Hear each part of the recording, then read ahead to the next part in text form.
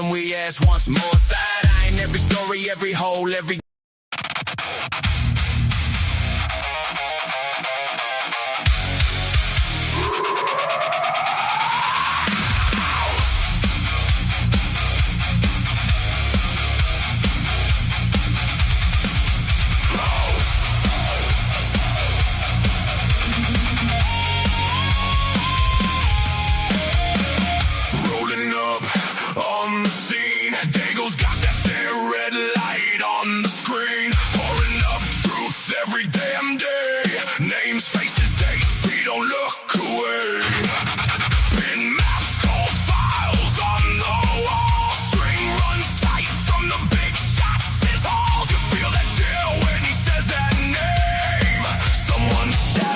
Someone's shame.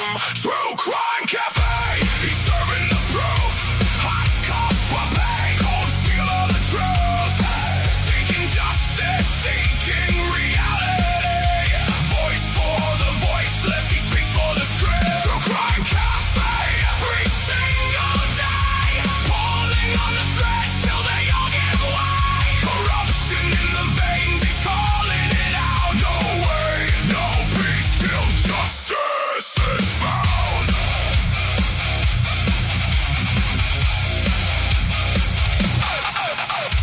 Backroom deals under neon signs. He reads one line, then follows the lies. Crack tape, low sound. He can hear that please. Somebody out there, come remember me. He don't blink when the story gets dark. He just digs deeper, strikes that spark. You hear that rage rotting under his breath. Every question is dear, every pause a threat. TruCrime Cafe, he's serving the proof. Hot cup of pain, cold steel of the truth. Yeah, seeking justice, seeking reality. Voice for the voiceless, he speaks for the straight. TruCrime Cafe, every single day. Pulling on the threads till they all give way. Corruption in the veins, he's calling it out. No way, no peace till justice is found.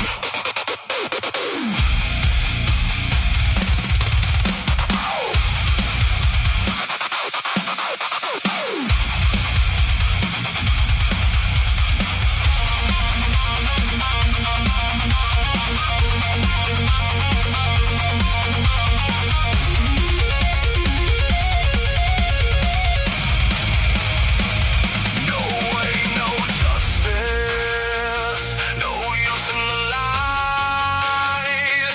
He tears down the curtain, looks dead in their eyes. Whoa, you feel that verdict rising inside your chest, till the guilty confess, till the broken can rest.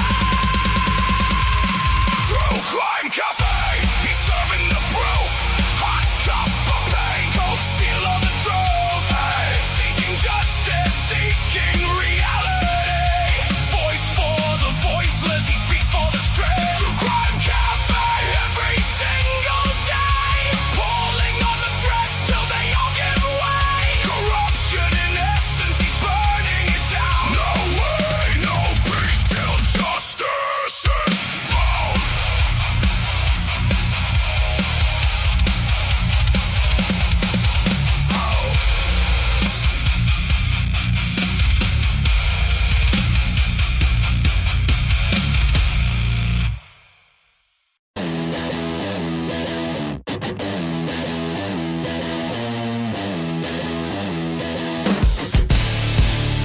Pretty much at 4 a.m. brains a busted circuit. Bethany said I'm dumb, but I ain't one to word it. She the funk, I'm the liar. Tangled in her prior. Super nice people, dust clouds when I fire. Don't know what happened, dream or disguise.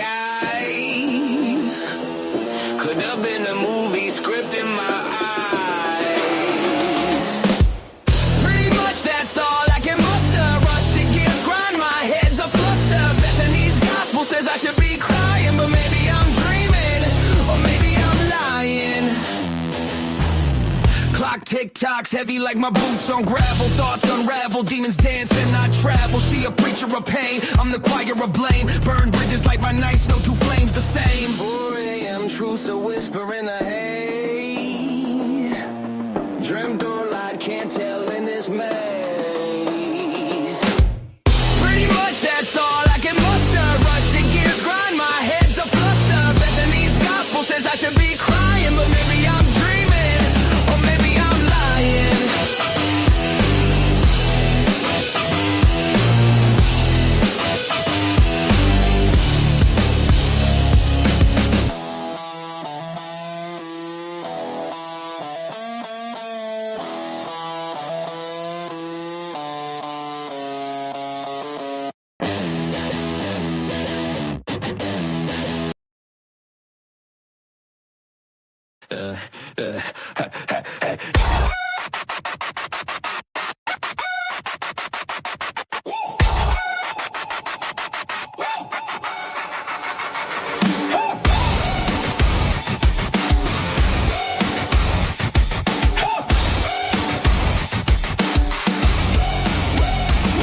Little man on the scene trying to sound real tough. Standing on a stool, still ain't tall enough. Reaching for the counter like daddy pick me up. Wants his lukewarm brew in his favorite sippy cup. Baby pain, stomp those socks. Tiny little sneakers, big boy talk. Puffs that chest, can't lift the lock. Bangs on the door till the hinges pop. Baby pain, just a little guy thinks he running the game. Baby pain, wants a big desk, can't spell his name. In charge of the case, I don't think so. Give him some toys and shut that door. All he wants is to feel that large, but I'm the one in charge. Yeah. Poor little guy ain't got one friend. Crying to his mama, why's it all gotta end? Why? Tears on the floor. Kicks his legs, then he's back for more. Fake mean mug with the jelly on his chin. Throws one punch, then he runs back in. Hides behind mom when the world swings back. Wants big boots, still rocking snags. Baby pay, just a little guy thinks he running the game. Baby pay, wants a big desk, can't spell his name. In charge of the case, I don't think so. Give him some toys and shut that door. All he wants is to feel that large, but I'm the one in charge. I'm the one in charge.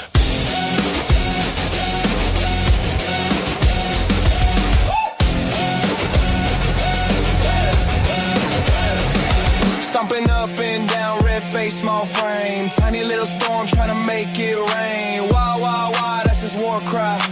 Big boy dreams in a shirt size 5. Baby pay, just a little guy thinks he running the game. Baby pay, wants a big desk, can't spell his name. In charge of the case, I don't think so. Give him some toys and shut that door. All he wants is to feel that large, but I'm the one in charge.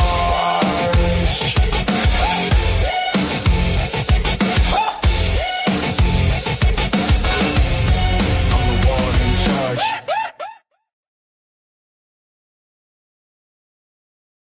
All right, all you beautiful people, welcome back to the cafe. Great to see you today. I hope you're all having an amazing and beautiful day, because that is what you all deserve, being the beautiful people. It's great to see you again. The cafe is open for business, guys. Today we're going to be breaking down the new Kennedy Fitzgerald interview and discussing Mr. Mowich. We've kind of avoided Mr. Mowich in that subject for a minute. From the beginning, to be honest, we've talked about it tiny bit, but not enough. So at this point, based on yesterday's show, moving forward, we're going to discuss him today, as well as the, like I said, the Kennedy Fitzgerald interview that's come out, and I believe there's a couple nuggets in there that we're going to be breaking down. At some point, again, I will pin the link for you to join me to discuss it as well. I love to hear what your thoughts are always. Please make sure to hit that like button when you come through the door. Share this out. Let everybody know what we're doing. Let's get this in that algorithm. And please, if you can, leave me a comment after the show. I'd love to hear your thoughts, feelings, opinions. That being said, you know what to do. Let's do this thing and get this thing moving. Here we go.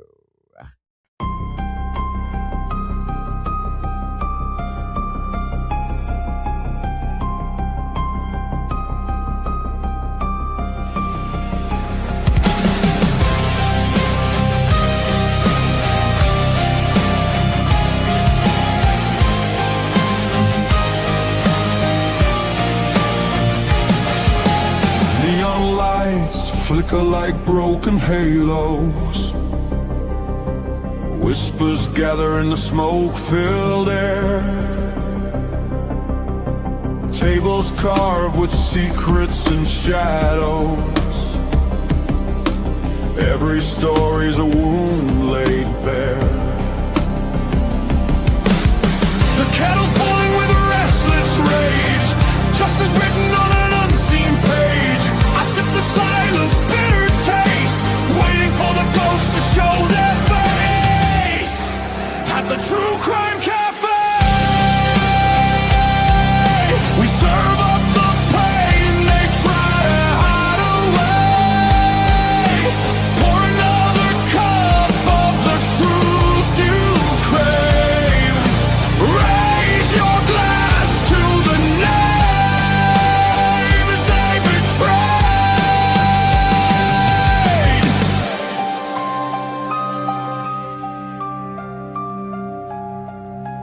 Mirrors cracked, reflections are liars. Ashes fall where the guilty once stood. The jukebox hums like a funeral choir. Echoes pounding through the neighborhood. Every scar is a candlelit vow. We hunt the how, we demand the now. No more silence, no more disguise. We'll paint the night with sharpened cry. At the TruCrime Cafe, we serve up the pain they try to hide away. Pour another cup of the truth you crave. Raise your glass to the names they betrayed. This is not a sermon, it's a battlefield hymn, a requiem dripping from the bottle's rim. The guilty write stories in invisible ink, but we'll drag it all up from the edge of the brave.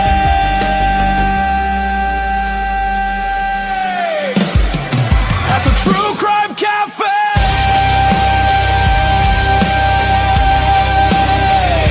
the reckoning burns like a black bouquet. Every shadow will pay.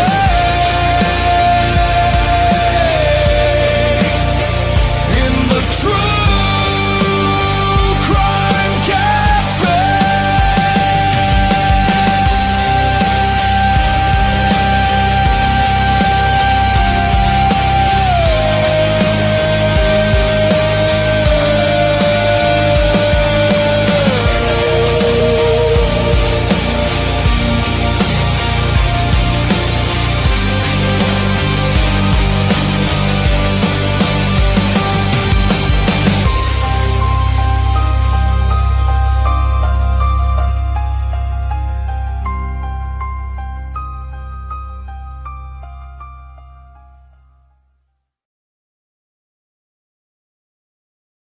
Hello, hello, hello.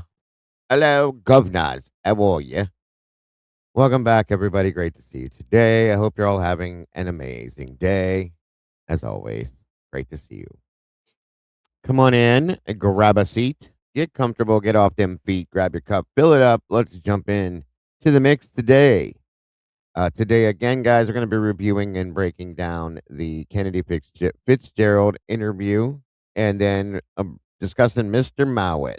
For those of you who aren't familiar, most of you probably are if you followed Pavarotti at all. That's where we were first introduced to him. There's an interesting story behind it, and we're going to get into it. Okay, so, and like I said, I will drop a link, pin it if anybody wants to join us. So please feel free. I promise I'm fresh and clean. I don't stink, so you can jump up here with me and you'll be just fine. You don't have to show your face, and you don't have to worry about any of that kind of stuff. Sorry, I got distracted there. Damn it, Dylan. Welcome, everybody. Again, let's see who we got in here. Musical contestant, wonderful to have you here. Thank you for joining us. Miss Tandy's in the house, joining us on her lunch break, as always. Thank you, Tandy. We appreciate you. Beverly Fike, or unless you're off. No, I think you started back. Anyway, Beverly Fike, wonderful to see you coming from Pennsylvania. Nicola Trippier, welcome to you. Or Trippier. I know I'm kind of close. Excuse me. Pretty much Finland. Pretty much great to see you today. Thank you for joining us.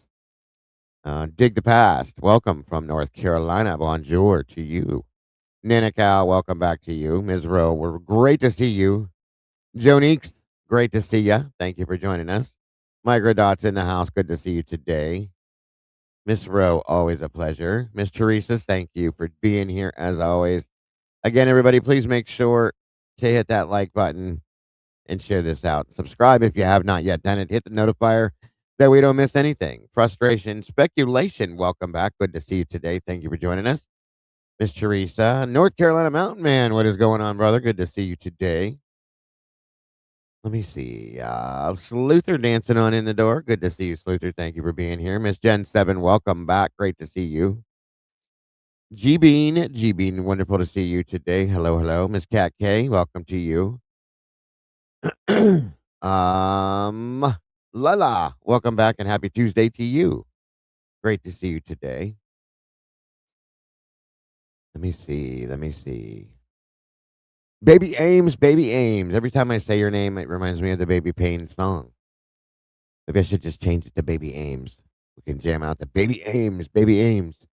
Lana LePack, welcome to you, dear. Good to see you. Thank you for being here. Blue Devil, welcome back. Great to see you as always. 1111 Reflection, great to see you and great to have you here. Thank you for joining us.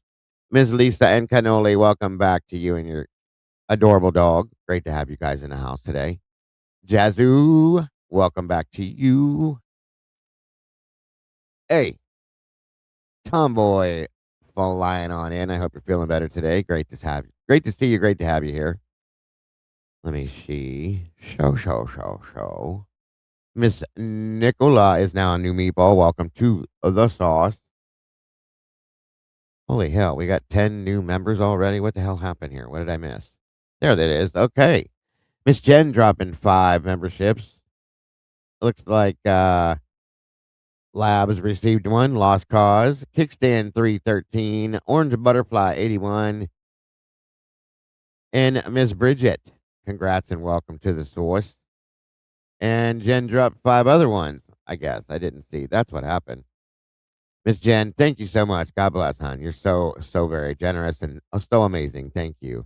Again, Nicola Trippier received 1. Welcome to the sauce. Nelly MKL, welcome to you. La Fugitiva, Post Work Woke World, and Sarah Says Shiz. Welcome to you guys. Welcome to the sauce. 10 new meatballs jumping in with us and helping us to spill that sauce day after day. It's wonderful to have you here as part of our family. And thank you again so much, Jen. God bless, hon. We love you and appreciate you so very much. Love and Other Habits, welcome. The cat's meow is in the house. Good to see you. Sammy T, welcome back to you. Great to see you today. All right, let me see. Oh, let's see here. That is awesome, Jen. God bless, hon. We appreciate you. Love your avatar as always. Rest in peace, Lane. Another amazing, and talented musician gone too soon. Going to buy, you do your thing, Tandy. Go get a bigger pot. We may need it. We may need it. Let's see. Ms. Kawanda is in the house. The lovely Ms. Kawanda. Thank you. Dropping a membership as well. Looks like Deb's 68 received that one. Thank you so much, Kawanda. God bless, hon. We appreciate you very much. Right turn, Clyde. Good afternoon, my friend. Good to see you. I think I got just about everybody that's here so far. And it looks like we got 97 peeps in the house and 44 likes, guys. Let's see if we can hit them likes up there to make that match so we can get this into that algorithm. Miss Cat K, wonderful to see you again, dear. Thank you. Witchy was, witchy who, witchy was, witchy who. Good to see you. Thank you for being here.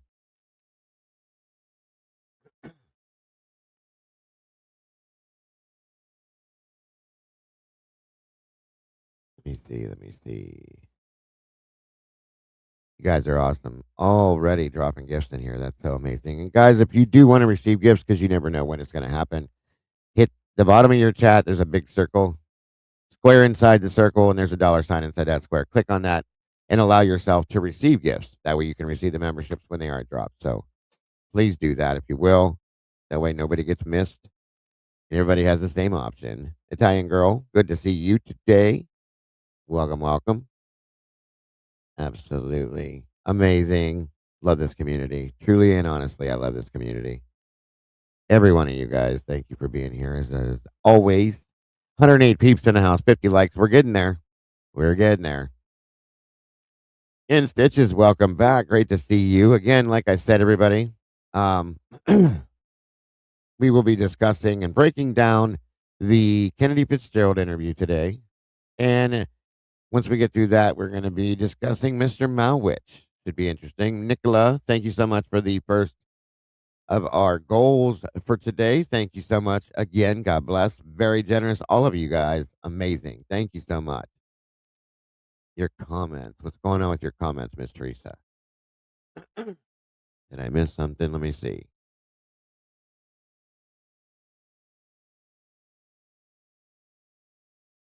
I don't see it. I don't see anything.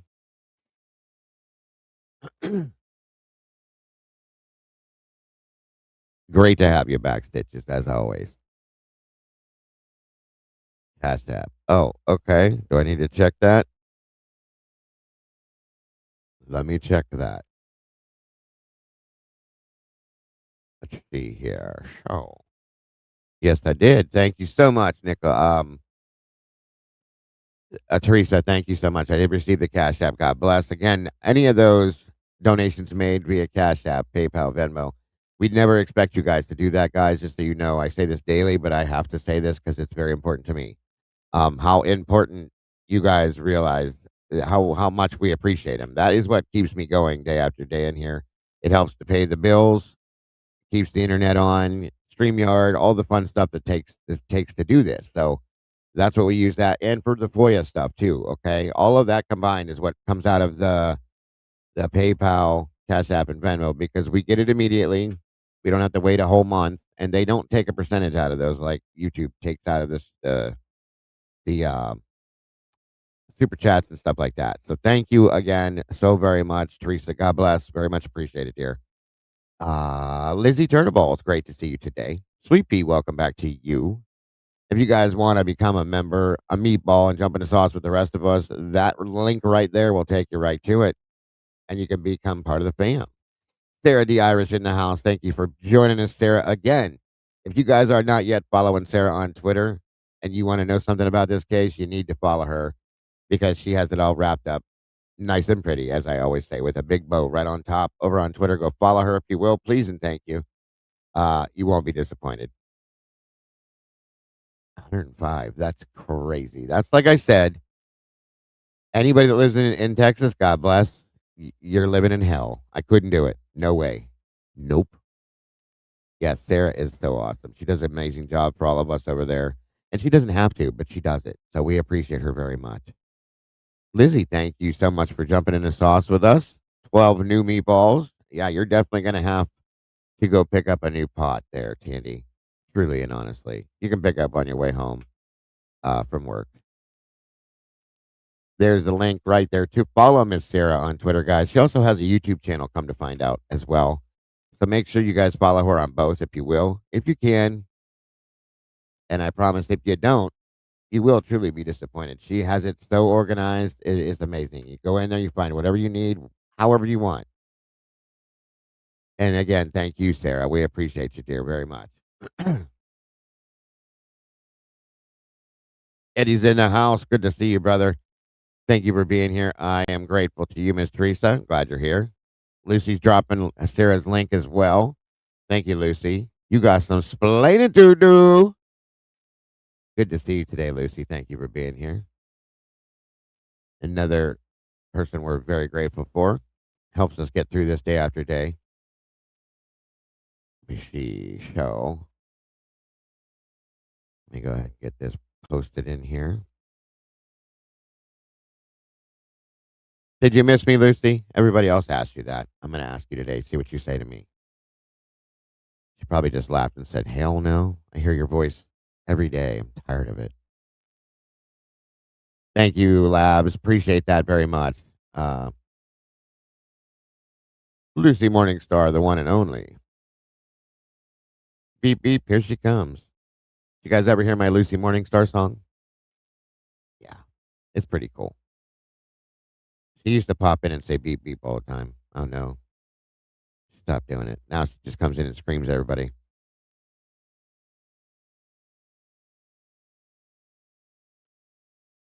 Beep, beep. Here she comes. Link is pinned if you want to jump up on panel. Thank you, Miss Gian.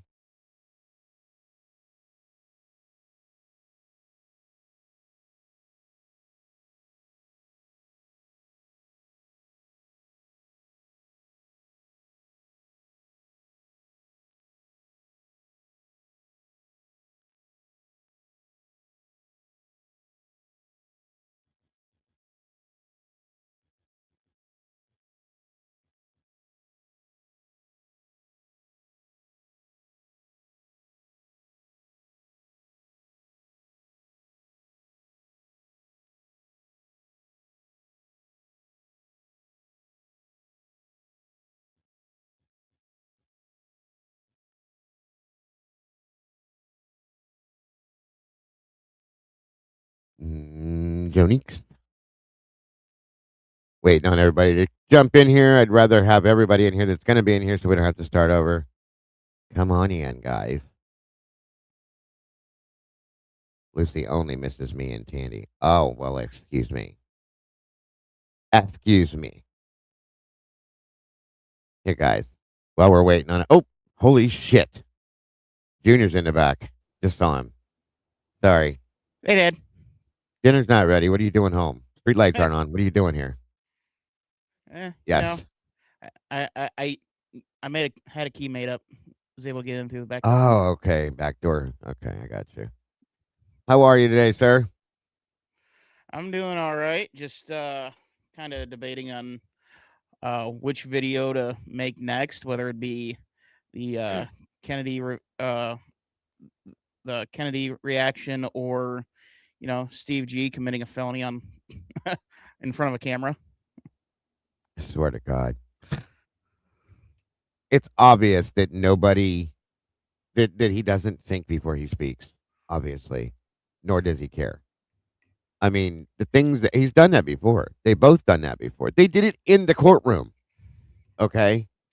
They did it in the courtroom on at the sentencing hearing for the their statements they were making. So it's like, are you serious? Yeah. I don't get it. I don't get it. And they got away with it. The judge just sat there.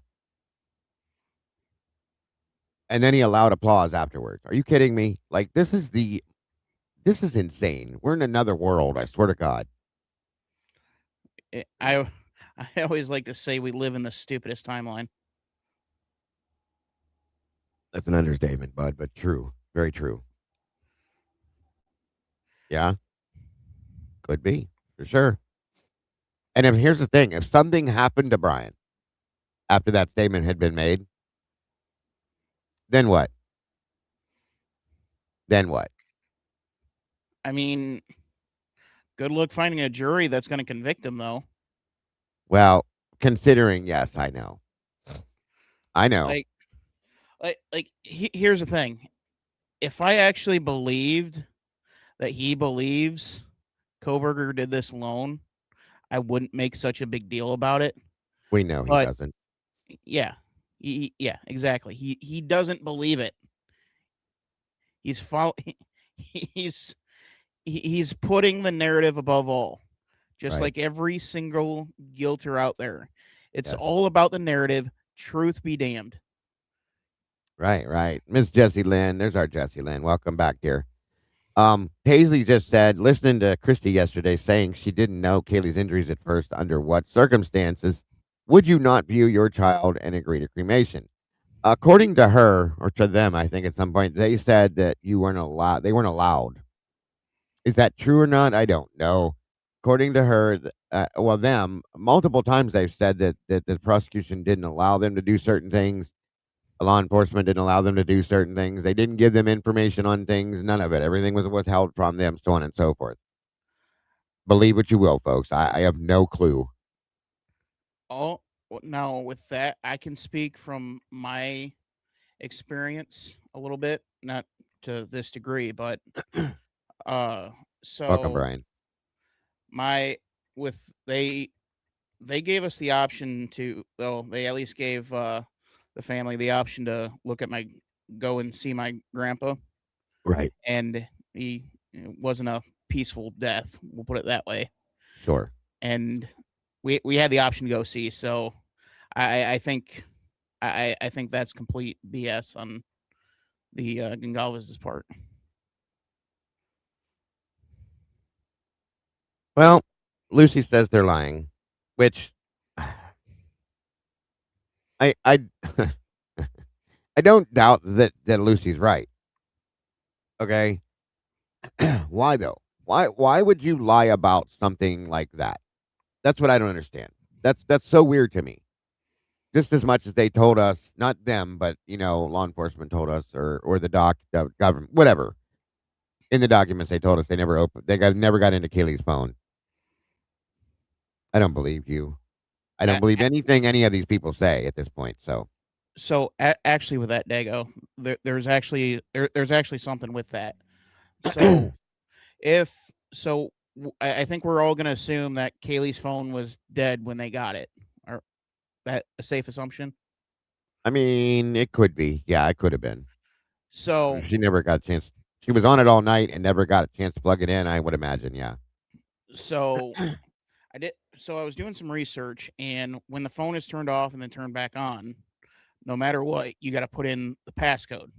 And Right. even with today's technology, if it's a alphanumerical, meaning numbers and letters, which is an option on iPhone, it is actually very difficult to get in. Well, and now I understand, So but you're right, and I understand that. I understand Apple likes to cause problems, guys. Once again, just like I said yesterday, FBI, Secret Service, Homeland Security, multiple agencies, multiple three-letter agencies. That I don't imagine these people do this every day for a living, especially the Secret Service. I don't imagine that they couldn't just crack. There's backdoor things they know to get past everything like that. And I don't see Apple, if that was the issue, not complying with them. I just don't imagine they wouldn't. So I just at this point I don't believe it. That's all I'm saying. I mean, well, I could be wrong, but it is what it is. well, with it being potentially an alphanumerical passcode, it opens up a whole new line of questions because nobody's putting their phone on an alphanumeric code unless they have no idea what they're doing and they do it on accident, which Kaylee doesn't fall into that, Right. or they're Like, or like I said. or they are paranoid as hell. Well, And like I said, she didn't work for the CIA. It okay. It, there's if there's anything embedded in her phone, okay, it it it it can't be that in depth in there. And if they did pull it out, I believe they did. This is my thought. I said this yesterday. I believe they absolutely got into it, and they're withholding the information from us, possibly because maybe it has to do with what happened to them. Okay, truly and honestly, that's my thought. Welcome, Mama's boy. Good to see you. Thank you for joining us. But now, that's just how I feel on it at this n- point.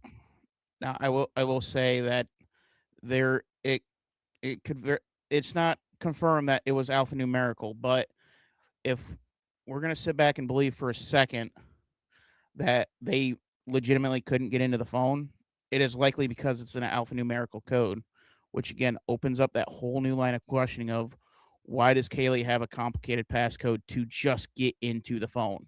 Right. What was Kaylee hiding on that phone? And now that can also take you back to the whole was she a CI type situation, what was going on, and that's my point. It could be something like that. that, they initially maybe they did struggle with it in the beginning, and then they brought in the agencies that they did to handle those things. And at that point, I believe they did get into it, and they're still withholding the information from the file, the documents. Also, not to mention that, they removed files from her U of I file. They took documents out of her U of I file. That's something else I question pretty hardcore. Yeah, You know, and there's some things about her that are definite mysteries that they withheld. So I'm curious. Not to mention the fact that she seems to have been attacked worse than some of the other victims. All of it is horrible, but her, the disfigurement and all that kind of stuff. So I think there's something about Kaylee with this, in my opinion, that could be part of what's going on. I could be wrong. Don't get me wrong, but just saying, there's a lot of things that point to her for different things. So that's yeah, all. yeah. But there is something that is nagging at me with Maddie that still leads me to believe that she might have been the actual target, and it's that the cutting of the septum. That Hmm. that's not accidental. That's just not something that you Does anybody know if accidentally. she had a nose ring? I She, don't remember she seeing one. she never had one in any of her Instagram posts. Okay. Well, But that wouldn't completely sever the septum as they're describing it. right. I get it. That There's something was done. yeah. So Welcome, Claire. it could very well be that one was the target, two was the target, or all four of them was the target. Was Right. but you, It also could mean that well, also, to go along with that, I mean to interrupt you, but I still believe when we talked about this with Eddie the other day, I think a lot of people when this first happened believed that it was something that happened all at one time. Like, bing, bang, boom, they're all deceased. It's very likely that this was spread out over a period of time, and it's very likely that a couple of them were deceased, maybe even before the other two got home and didn't even know. Okay, so those things go into play with all that too. Sorry, with what? Go ahead with what you're saying, and welcome, love, and other habits. well, I was just saying the more that you kind of work through the logistics, the more it looks more like a long coordinated attack.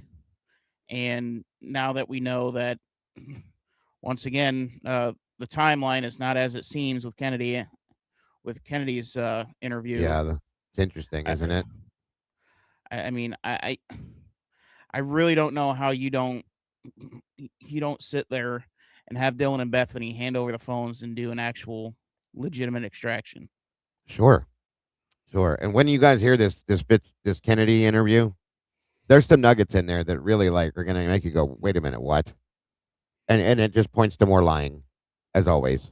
Um, it's only a 7 minute interview too, 7 minute and some seconds, and there's enough that comes out of it, in my opinion, to make you go back and look at Dylan and Bethany both now and go, excuse me, let's have that talk again. And the thing that kills me is that law enforcement doesn't even blink. They didn't even blink, which tells you that they weren't supposed to, in my opinion. So Danielle, welcome. Good to see you, dear. Thank you for being here. Miss Kim is in the house. So thank you guys for those of you that went over and supported and watched her show. Great show again. And great to see you, Kim. Thank you for being here. Where are you walking to? I'm sorry. Where's Kim walking to? That's what we got Oh, cars for. she takes a walk. She likes walking, especially in the summertime. She likes to be outside. Jesse I like says also there's no way he has 40,000 sitting on his books right now. He has somebody who is in charge of his money. Puts so much a month on his books. I think the most you can have is 300 a week. It's possible. It's possible. Here's my other. Let's go back to that real quick. Thank you for bringing that up too, Jesse. How do the Gonsalves know how much Brian has on his books first? How can you know that? They don't give that information out. Okay. Welcome, Tattoo Gal. Good to see you. Kara Garrison, welcome to you. Karma Police are in the house. Good to see you today. Uh, Tiny Mama 3, welcome to you. Good to see you. Thank you for being here. That's my biggest question. that statement they made, which was probably one of the other open mouth insert entire leg. How do you know how much money he has on his books? I want to know that. I mean, either someone's leaking the information or Steve, per usual, is full of shit. Well, again, there we go. That's kind of where I'm leaning in. The more he talks, all due respect to their loss, the more he talks, the worse it gets every time. The more he says, it's just ridiculous. Kennedy Jesse was one of the friends of the group. That's the interview we're going to be breaking down today. Excuse me. Now, correct me if I'm wrong, but didn't Steve G have to go to the ER the night of the murders because he was having like some sort of panic attack? Some kind of rash and some other weird stuff. Yeah. Malmachian, welcome to you. Tomboy said from the restitution hearing, and Thompson said it in his filing. Okay. Thank you. Again, still, that's not their Thompson's not business to be spreading. Thompson's not shouldn't be privy to that information. Thompson runs the whole community there. He ran this entire investigation. Good day, Miss Noni. Wonderful to see you, dear. Thank you for being here. It's crazy. Grace Kirk, welcome back to you. Yeah, I have a lot of the things that were said in that little interview at CrimeCon from Steve, and Christy both. Something's not right. There's a lot of stuff they shouldn't be talking about, in my opinion, but they are. Mama's boy, welcome. Let's see. I got out when Barney told Laura Lee Hobbs about the gold truck. Okay. I'm a little confused, but I don't know. Mal Mackian says, personally, I think Steve is, in his extremely confusing way, was saying that BTK earned that much from Ramsland. Or Brian, you mean? Okay, I got you. Who knows? I don't think they know sometimes the things they're saying. Crazy Italian lady, welcome. Good to see you. I just got the autopsy pics from my nephew's death. There was ongoing investigation, and he was cremated, but we saw him and got pics. Well, see, there again. I think it's hard to believe some of those things they're saying. Thank you, very much for putting that out there, crazy Italian lady. And again, my condolences, thoughts and prayers with your family, dear. Absolutely. Has anyone FOIA'd Thompson's record? We have some of his background from the cases he's covered and stuff like that. We do have that info. The man is not a prosecutor. He's really not. He hasn't done much work at all, in my opinion. So I'll just say that. I wish I could have seen Christy's face when she watched the interview. Good point. Good point.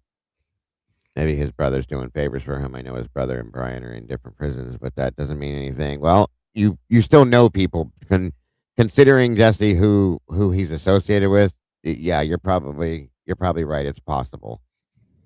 Even though they do record the conversations, these people don't care. That's all he does. That's all he does. Multiple times. All right, let me see here. All right, let me get this up and rolling. Looks like there's 198 peeps here with 83 likes, guys. Please, on your way in, if you will. If you have not yet did it, please hit the like button. It definitely helps the channel in so many ways.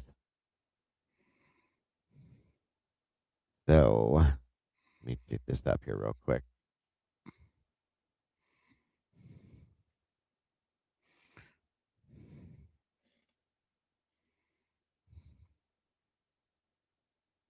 No work for you today, sir? Nope, I finally got a day off today. Good to hear. Good to hear. Yeah, I was on 8 consecutive days. Yikes. Remember those days. Remember those days. Sometimes I wish I could go back to work. I really do miss it a lot. But Yeah, I'm just waiting until my inheritance so I can retire. take care of your body, sir. No worries, Miss Paula. Never apologies needed, ever. Thank you for joining us, Brian Todd. All right, guys. This is Kennedy Fitzgerald. Again, this was done on November 14th of 22. So all these interviews were done very quickly. Some of them weren't, but a lot of them were, which is weird to me. But okay. Let's see here. Noni says, Tomboy Charm. Hello to our darling trick flipping ninja zip lining through spicy sauce, whooping troll us, arse, and blocking their lame names, said with nothing but love. That's great, Noni. I love it again. That's awesome. Very cool. Very cool. Kennedy was one of the friends to the girls, Kawanda. Again, we'll get a little more info out of this. I don't want to ruin it for you, but plug it in, and here we go. And again, you guys, if you need me to stop, back up, slow down, speed up, whatever, let me know. Basically, what I'm trying to do is, I understanding that you. So basically, what I'm trying to do is, I understanding that you were with, that night. Correct. Okay. So, what can you tell me? When did you first run into, or any of the other gals, or even Ethan who live in that house? And we're at my home. They had gotten there, I think, around 11 p.m., 11:30 p.m., and we're there for a few hours before we walked home. Okay. So she's referring to Dylan and Bethany, guys, right out of the gate. Okay, they were there around 11:30, and were there for a few hours, and then walked home. So remember that as we go deeper into this. Welcome, Cinderella LLL. Good to see you today. Thank you for being here. So you and were there? Yes, correct. Okay. And they showed up together? No, had showed up an hour prior to, and had come. Dylan showed up an hour prior to Bethany. I barely can catch in that, but I'm not sure who she had arrived with. Okay. So, but showed up about when? I want to say 10:30, I think. Okay. And where do you live? What's your actual address? I live at Avenue. Is there an apartment number to that? Nope. Okay. So, to my understanding, Right, so showed up about 10:30, and then showed up a little bit later. there you go. yeah, So, to my understanding, she's not too far away from Showalter. she lives. I believe so. I can't remember if this is the one that lives with Kayla Wynn or lives with Allie Benson. Somebody will correct this for me. I know they will, but I know she lives with one of those two girls, which is where one of the two parties were happening that they went to. And she lives, which, if that's the case, they both live on Taylor Avenue. And yes, Jesse, I will, dear. I saw your question. They both live on Taylor Avenue. One lives in the Whites, one lives down a little further. And that's the one, if that's what you're saying, that I think would be closer to Showalter. Yes. 427 Taylor, I think. Thank you, Brian. And with this particular timeline, Dylan's only at the Sigma Chi party for a few minutes. Yeah. Yeah. Well, it's weird, though, because if you look in the book, Dylan was at the party bouncing back in and out of the Sigma Chi party with that Gideon guy for a while. So, and they blatantly lied about the times they were there then. Okay. That's when Dylan claimed that she was still at the 1122 house. This is why we're talking about this. And said that she turned her paper in that she had to work on or whatever, and then headed over to the Sigma Chi house. And she passed Maddie, if you guys remember, heading back towards the house because she was going to go to the club around 10:30 or so. and had Maddie had was it the hell the box of drinks in it or whatever it was. Nicholas The White said Kennedy Claw. lives at the treehouse. Okay, the White Claws. Thank you. Yes. And there's our Bubbles. Good to see you, dear. By the way, happy belated anniversary. I didn't get to talk to you yesterday. I hope you guys had a great day. You and Mr. Bubbles. You deserve it. And thank you for joining us today, dear. Appreciate you. Okay. So let me see. I want to make sure I got it covered. All right, So, on we go. Oh, go ahead. Go ahead. well, I was also going to add with Dylan handing in homework at 10, 12, 10:30, somewhere in there, according to the chat. Uh, I, I mean, that is. I would imagine that would get done on a laptop or a computer, and you're not taking a laptop to a party, No. Uh-uh. so that closes the gap even further. She wasn't even there Agreed. long enough. She wasn't even there long enough for an Irish goodbye. I can agree. Welcome, High Heels and Henny. Great to see you today. So I'm trying to kind of freeball the timeline. Dylan didn't go. Yeah. Dylan didn't go. Period. Makes you wonder, doesn't it? But then this girl's claiming, as you'll hear, that her and Bethany were together. That's not at all what we were told. We were told that Dylan came home first with Lakeland. And so this is basically pointing to the fact that Dylan, Bethany, and Lakeland McComas lied. Again, thank you, Pi Norman. Welcome. Good to see you. Looks like number 2 towards our goal today. Amazing, and God bless. Very generous of you. We appreciate you. So there's that too. So this whole timeline in every aspect is an absolute jacked mess, folks. It's all screwed up. Every which way you look at it. So yeah, right, exactly, Witchy. She said apparently LE freeballed the timeline too. I agree with that. Yes, thank you so much, Pi Norman. Except I can do it more accurately. Well, more than I think you do a better job than they do. All right, let's see what we got. Correct. And you said that was about 11:30, right? Correct. And she was with another female? I believe so. She did not arrive alone. Okay. Yeah. I'm not really sure who she was with. Okay, so she claims that Dylan showed up at 10:30. Bethany shows up with some other girl at 11:30. Okay, just go with that so far. Okay. All right. And during that time, welcome, it's me, how long were they there then? 2-3 hours. Okay.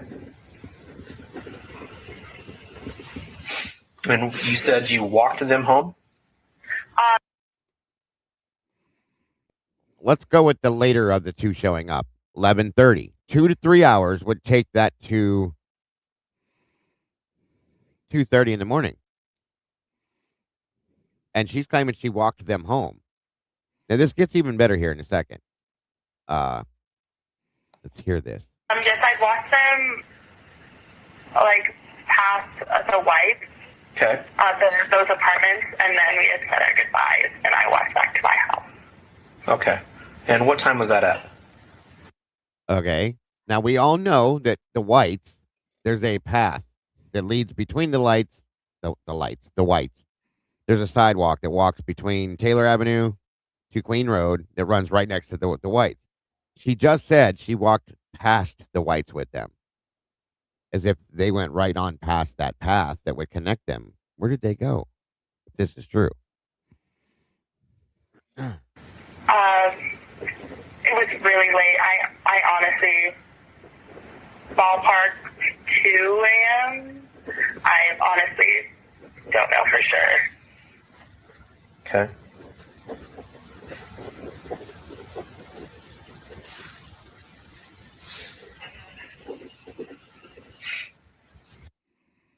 I'm not 100% sure, Tom, SR Bubbles, if she lived at somebody else said that she lived in the treehouse, but my understanding is that she lived. I can't remember if it was Allie Benson or Kayla Wynn, where it was her roommate. One of those two, and they both lived. Kayla lived on in the Whites, I believe. So I'm guessing that Allie, okay, is the one that lived down further. I think it was 427 Taylor, which is down closer to down to the end of where Showalter lived at, from my understanding. So if she's saying she walked past the Whites, that would make more sense because you have to walk up to the Whites to walk past them, in my opinion. So Well, if they're walking past the Whites, they're right up in front of 1122.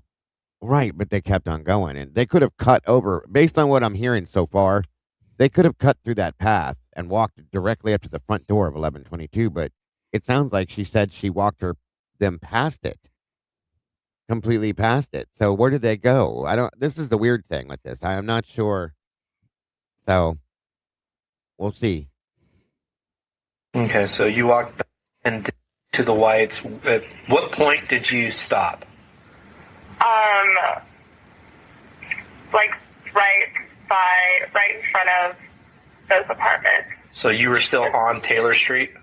Yes, correct. Okay, so you didn't walk up with them up towards that little walkway that goes up between the No. Whites and the other apartments? Yeah, no. Okay.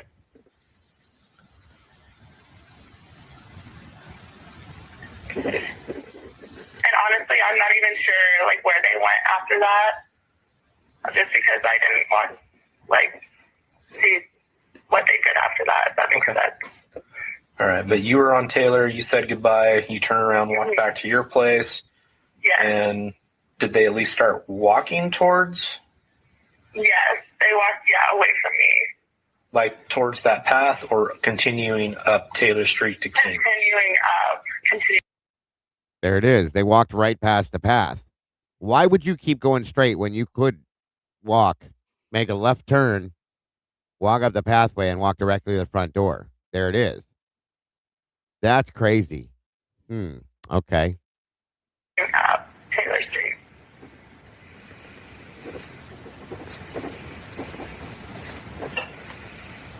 Okay. Let me hear that one more time. Just And to was there clearly- anyone? clearly And was hear there that. anyone? And was there anyone else with them, or was it just the two of them? Up Taylor Street to King. Continuing. Yes, they walked, away from me.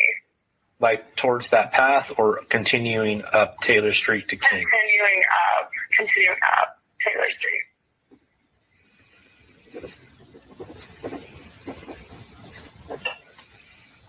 Okay. And was there anyone else with them, or was it just the two of them? There was a group, but I'm not sure who was in that group. Okay. There was several people, and I didn't know all of them. Male or female? Female. All female? Yes. How many other females do you think were with them? 3 or 4. So Dylan, Bethany together, that changes the story, and 3 or 4 other females with them. Interesting. I'm going to guess one of them was, well, wait a minute now.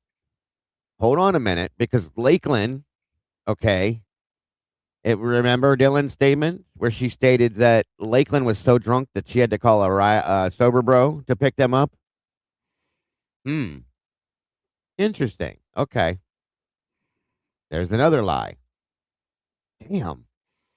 Welcome, Margaret. Good. Go ahead. And I'll do my best, Travis T. Logic here. You notice how the only time that she's trying to qualify something is when she's actually only trying to legitimately remember, and then she speaks it as a matter of fact. Yes. So good call, Travis Jr. Good call. Yeah. See, we're learning. We're learning from Travis. Thank you, Travis. I told you guys he was a great resource. Right, SRB. See, this is jacked, folks. This is jacked. This is just more proof that the lies are deeper than we think. I want to know who the 3 or 4 were. I'll give one of them as Lakeland. Who's the other three? You know what I'm Jenna? saying? Maybe. Could be Jenna. It could be anybody at this point. We don't know. What time is it that we see two people walking at the end of Blake and Taylor? I can't remember. But if there's only two people, though, SRB, where's the other three or four? You know what I'm saying? That's a good call, though. A good question. So we're already at 2:30 in the morning, which is way past the time that was claimed that they got home by them, both. Yep, Maddie and Kaylee are home. They should be more than home. And this also goes past the time that they were hanging out in Kaylee's room. Okay? And it's before, and it's after that 2:27 scream. Well, if it goes to 2:30, you're absolutely correct, sir. Were they dawdling? Let me ask that question. Were they taking their time getting home instead of taking the path that would have brought them home a lot faster? Were their text messages saying, hey, don't come back yet. Take your time getting here. Stuff like that, maybe. Nana said Lakeland, Yessie, Beth, and Dylan Ann. Yeah, good call, Nana. Good call. See, this is the first interview that I'm actually interested in. I'll be honest with you. Wow. If this is true, again, think about that. They could have made that hard left onto that path, walked directly up to the front door, but they kept going straight. Was it because they were told to take their time? Did they go to 1119? Good point, Brian. I mean, it's not gonna be adding that much time to just walk around to King and then go on to Queen. Well, we don't know where they went. That's the thing. We don't know exactly. This tells me a completely different story, Dylan. We don't know exactly what we were told by both of them that they got home at what 1:45. I think it was closer to one earlier, one it was something 1:20. Yeah, it was. I think it was somewhere in that ballpark. Okay, let's see. I don't know. We'll. I mean, and Kennedy don't. First off, Kennedy could be wrong too, but I don't know. We'll just say 1:47. Okay. At least with Kennedy, I do believe that she believes what she's saying is legit. It sounds that way. Yeah, I'd like to have Travis actually break this one down now too, truly and honestly, to see what he thinks. It would be quite interesting to hear his thoughts on this. To be honest with you, either way, there's Vampire Diaries, the DoorDash. The DoorDash supposedly comes at 3:59. Right? Absolutely. Denny Lambo, welcome. So is the entire covenant on it. Who knows, Denny? Who knows? Welcome, sir. All right, on we go. I think. To be 100% honest, I was drunk, so. I have a feeling a lot of people were drunk that night, so. Yes, so this is all kind of, I'm, trying my best. That's the excuse everybody's giving, but okay. That one just threw up a bunch of flags at me. Yes. No, and that's all I'm expecting right now. I know that this may not all be 100% accurate, but we're just trying to get a timeline still. Yes. When everybody was in certain places and certain locations and that. Because one of the information we got of why we should probably talk to you is whoever passed this on to us thought that you were, and I think her name's pronounced Zana. Zana. I did not see Zana that evening. Okay, and that's kind of what we were thinking, but we just needed to make sure. That's one of the reasons why we wanted to talk to you as well. But yes, I did not see her. Okay. Tomboy says rewind, please. Do you think that both were pretty drunk, but we just needed to make Zana. We got of why we should probably. I'm expecting right now. I know that this may not. Do you want to real people, and I didn't know all of them. Male or female?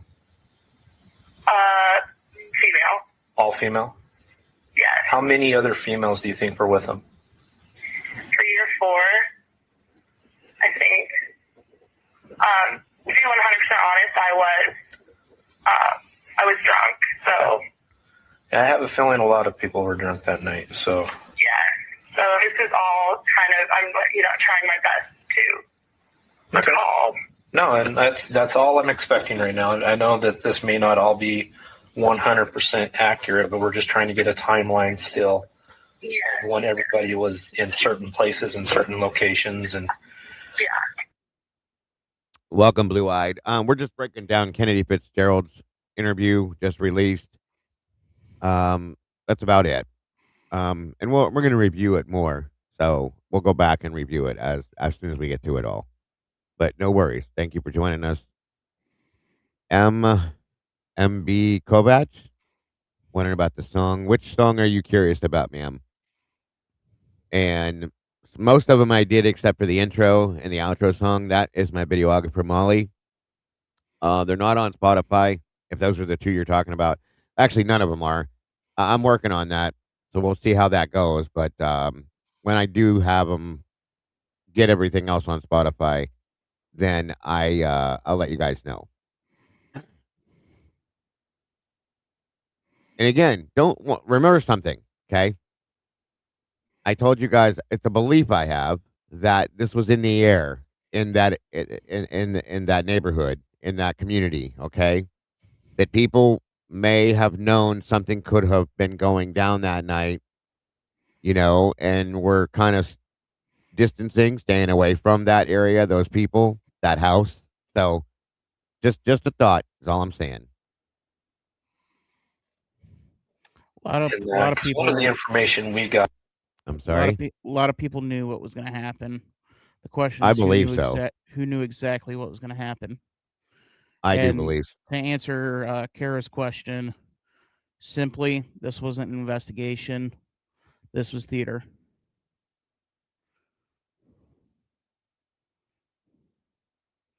That's why they didn't push for answers. It was theater. Yeah, I agree. It's not an investigation. I do agree.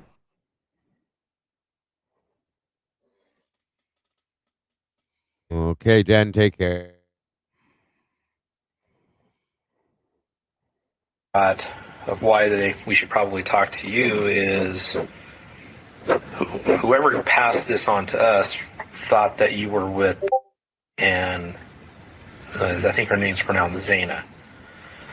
Yeah, Xana. I did not see Xana that evening. Okay, and that's kind of what we were thinking, but we just needed to make sure. That's one of the reasons why we wanted to talk to you as well. But yes, I did not see her. Okay. That evening. Do you think that both were pretty drunk at the same time? Yes, I would say so. Okay. Do you know anyone named? I do. She was also at my home that night. Okay. Do you know her last name? I do not know her last name. Okay. Do you know That's where she lives, or is she associated with any sorority houses or anything like that? I believe she's her last name.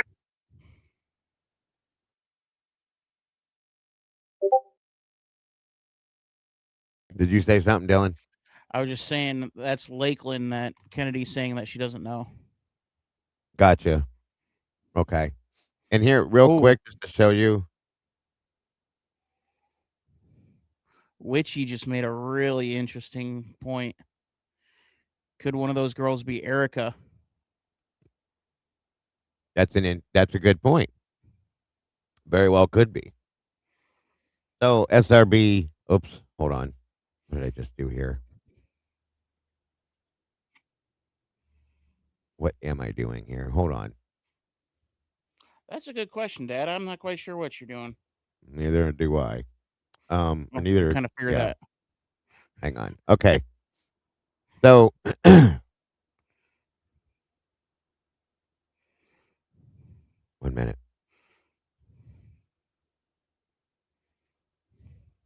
So this is where Kennedy lives.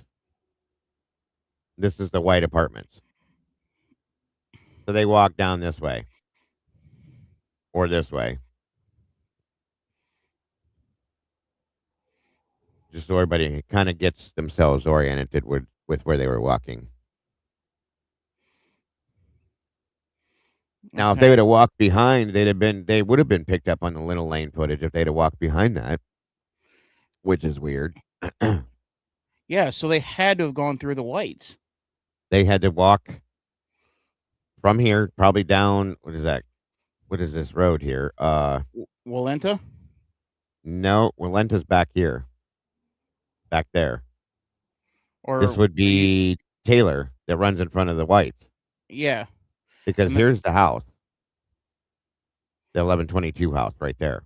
Okay, so they walked right on past here, according to what she's saying. There's a path that goes right here between that walks right up to that house. They walked right past that and kept going, and they started down here.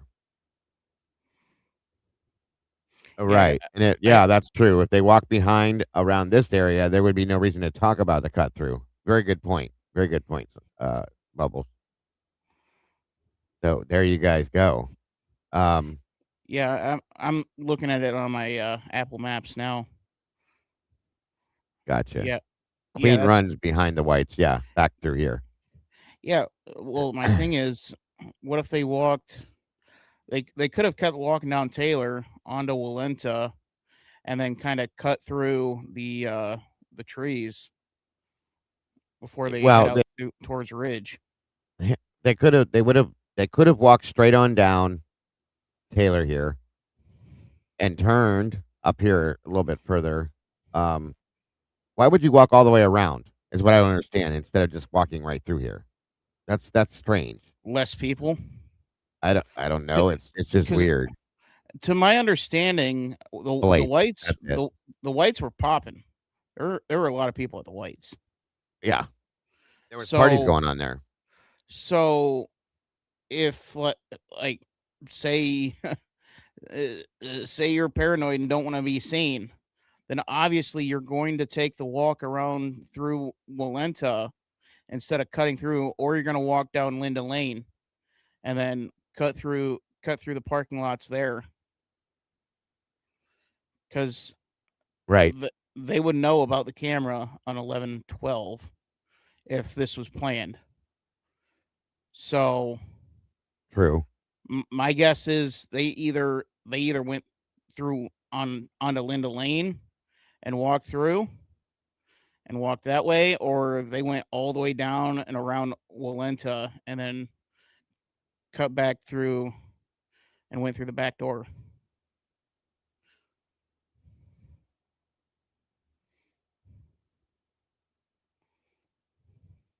That's a lot to do. I mean, to walk all the way around drunk like they say they were, to Well, be able to end up way back here on Walenta, okay, I mean, and then come back through. That's maybe, I don't know. I don't think they were drunk. Well, that's a good point too. I I don't I think if there's a lie to be had here, I don't think they went all the way down Taylor to the whites. They could have gone down Linda Lane, or they went down South Blake and then cut through there. They Because would isn't have there? showed up on a. I think they would have showed up on the Linda Lynn cameras then. Well, would do you know which house has the camera? There's four cameras on Linda Lane. Okay. They would have showed up on any one of them. Even if they took the little opening here on South Blake by that dead end, and they just cut straight through there. I'm trying to visualize that. I'm not sure. The way she's making this sound is they just walked straight down past the whites. She stopped like right here where my cursor is, turned around and started coming back, and they kept going straight on down the end of Taylor. That's what she claims, at least. She doesn't say where she saw them. She says they walked past this path here and kept going from that. That's all I can gather from it. Well, and then the question is, if Kennedy's just walking them home, why not walk them all the way home? Well, I mean, I've heard that people walking people halfway. My kids used to do that too. Mm, I don't know. If they're as drunk, if you care about them and they're as drunk as she's claiming, I mean, you just walk them all the way back. Well, there was also those two, according to her, 3 or 4 others, so you wouldn't really need to. Mm, I guess, but I don't know. It seems a little odd for someone, especially for women, to walk them halfway home and then walk all the way back by herself. That's probably why she only went halfway, because that distance going halfway is not too far. She was drunk, she claims too. So, and that's what I'm saying. I can't see this one girl having to walk with 3, 4, 5, 6 people based on what she's saying. That's what I mean. So I don't know. I don't know. But like I said, my kids, especially my daughters, when they were walking back and forth from their friends, they would walk each other halfway, and then they would turn around and go back, or vice versa. That's pretty normal. So I think my boys did it too, because they didn't want to have to take the whole trip and then walk all the way back by themselves. So it's just a thing, I guess. But again, if that's true what she's saying, so we have Bethany and Dylan, and she said 3 or 4 other people. So if there was 4, that's 6. If there was 3, that's 5. Still, um, that's a pretty good sized group of people. Like, who else saw this group? And I would like to know who all is in that group. You know, I just kind of had a little bit of an epiphany here. What if what if she was walking? What if the whole plan was her to go to 1122 and either Dylan, Bethany, or someone there let something slip that made her uncomfortable, and she's like, you know what, I'm gonna call it a night. I'm going home. I mean, it could be. It could be. Because that makes more sense than, oh, I'm just gonna walk 6 people home. Could be. It's interesting that I agree with SRB. They never got brought up before. Yeah, I mean, I'll say that much. Well, and then and that's the other thing too, is the undercover car was posted at the white apartments. I think, trying to remember the timeline there, but it was also cruising around that area too. So maybe that's who Rosie Fizzy said that maybe that's who Rosie and Tisdale was talking about, seeing the 4 or 5 people walking towards the house area, but they didn't cut through there. So they would just see them walking straight by. I don't know, but these are little details that will work out at some point. Welcome, Oz Helen D. Good to have you here. Janice Wells, great to see you today. Kenny Mags in the house. Good to have you here. I think I got it. Panda's in the house. Welcome back, Panda. Great to see you today. I heard everything. Good to have you here, bro. Thank you for joining us. Okay, I think I got everybody now. Come on in, guys. Grab a seat, and on we go. This is, she said, between 2 and 2:30 SRB is when they left. They got there. Bethany or Dylan got there 10:30, which I question Dylan's statement now, and then Bethany got there around 11:30, and again I question hers too. And they were there for 2 or 3 hours, and then she said 2:30, which we can go back and check that again just to make sure that's right. Dog kisses, welcome. Good to see you, dear. All right, on we go. I think she just said it was like really late. She didn't know what time. Yeah. Well, no, she did. She gave a time earlier beforehand, and then she said it was really late. But we'll back it up and check it again. The times are way completely off, dear. Completely. All right, let's see. Finish this part out, and then we'll go back and do it again. Can you spell that?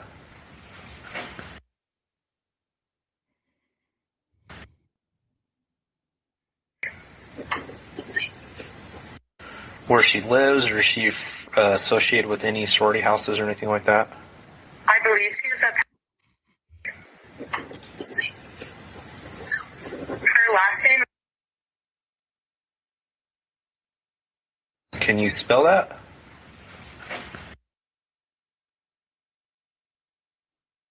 I believe. Okay. I can double check actually right now. Okay. Well, I'll let you do that here in just a minute, and then you can just text me her name if you verify it or anything like that for me. Okay, perfect. Welcome, Jackie. Welcome, Hangman. Good to see you guys both. Thank you for being. Okay. So after you guys were at the house, I'm assuming you guys are partying, drinking, things like that. You walk them back over towards their place. The group continues on. You go back home, and that's the last that you saw her? Yes, correct. Okay. All right. Well, I think that is all I need from you. The only other thing I just want to touch up on real quick, I have your address, have your phone number. What is your middle initial? Okay. And a date of birth for you?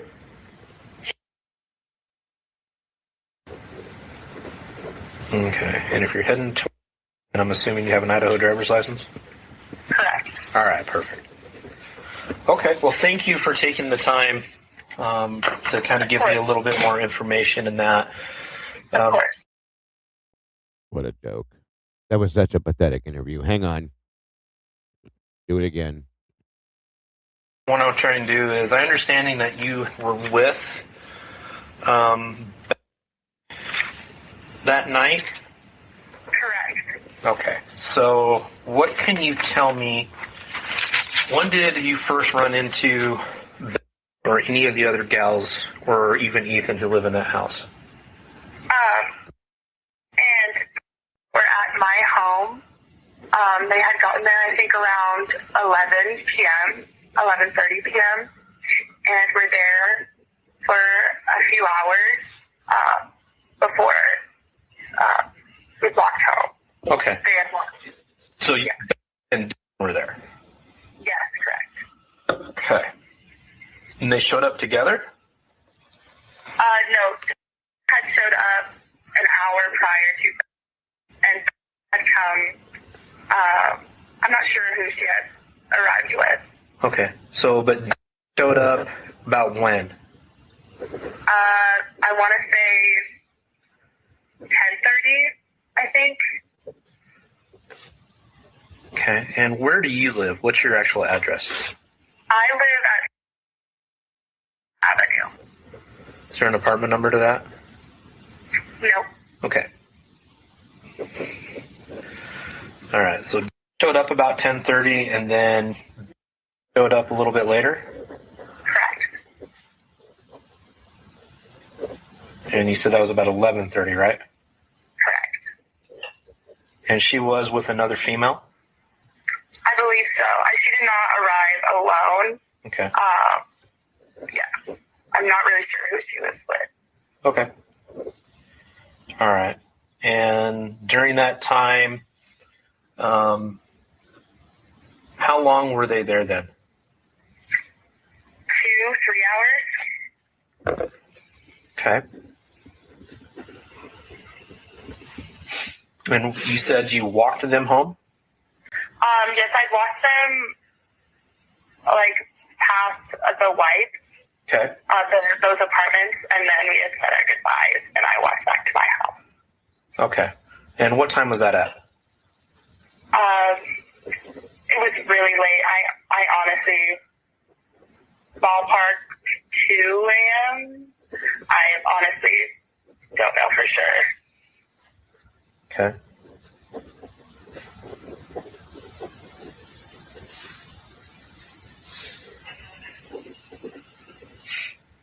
Okay, so you walked into the Whites. At what point did you stop?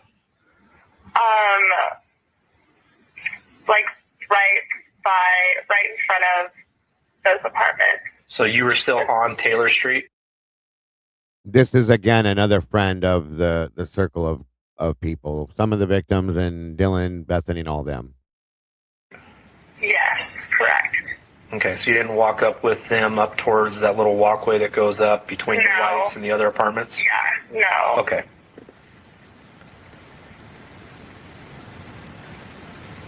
And honestly, I'm not even sure where they went after that. Just because I didn't see what they did after that, if that makes sense. All right, but you were on Taylor. You said goodbye. You turn around, walk back to your place. Yes. And did they at least start walking towards? Yes, they walked, away from me. Like towards that path or continuing up Taylor Street? Continuing up. Yep. That seems more like having plausible deniability. I think she knows exactly where they went.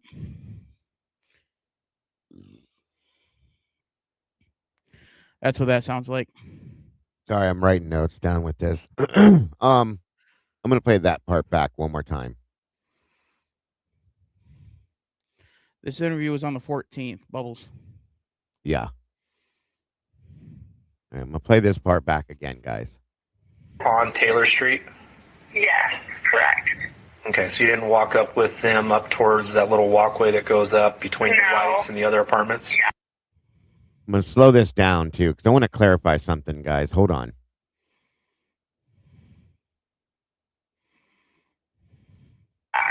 No. Okay.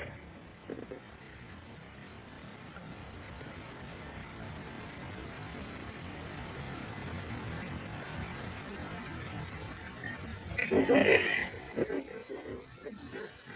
honestly, I'm not even sure, like, where they went after that.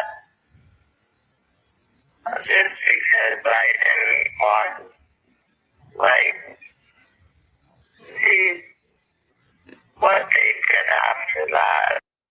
Okay, that statement right there. That's what I thought I heard. Whoa. We really do need Travis. So honestly, I didn't see where they went because I didn't want to see what they did after that. Why would you make that statement? Because she knows exactly what happened. She knows. Bingo. Bingo. One more time.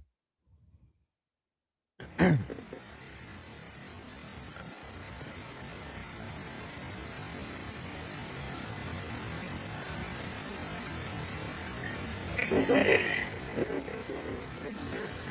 honestly, I'm not even sure, like, where they went after that. Just because I didn't want, like, see what they did after that, if that makes sense. If that makes sense. She's like telling him something without telling him, in my opinion. And yes, I agree. Plausible deniability, and absolute leakage. If Travis was here, yes. Good call, Itty. And so, Dad, welcome. Hey, Chuck, baby, good to see you. That right there is a bomb, in my opinion. Okay, That's the bomb. that's well, no, I don't. There's like 4 in here now, because it's obvious that the lies were real from Dylan and Bethany, in Lakeland. I'm gonna guess. Okay, now because there was no drive home. Okay, that was a blatant lie. If this is true, and then she says this, are you kidding me? That's insane. Play it again. Okay, one more time. I'll play it one more time, Kenny. That is the closest to an admission of guilt we're going to get in this case. Well, it tells me that she's saying she knew something was going to happen. She knew something was going to happen, in my opinion, at that point. And again, like I said, it was in the air that night that they knew, unless there was something talked about. I'm just saying. Now that's crazy to me. I just want to answer G. No, I don't think that part of the terminology was weird about saying goodbyes. Yeah, that's normal. That's normal. Especially with women or girls, yeah. But this is crazy, Pops. Or Pops. Who the fuck is Pops? Peeps. Sorry. Wow. Rolling in. Shut up. I agree with that one, CAO. Like, I think that she needs to be talked to a little bit more in depth, because obviously he should have right there. This is my problem with this case and these people, these investigators. That statement right there is where he should have said, "Well, what do you mean? Why not? Why didn't you want to know what they were going to do that night?" That's what should have happened there, but it didn't at all. Not even close. So, one more time, I was requested we play it again, so here we go.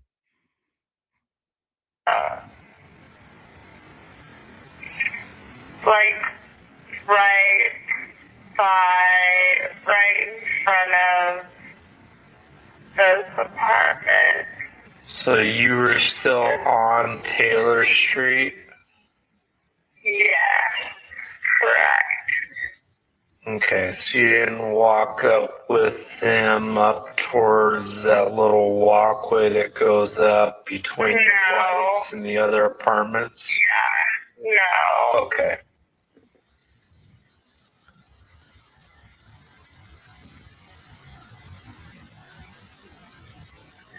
And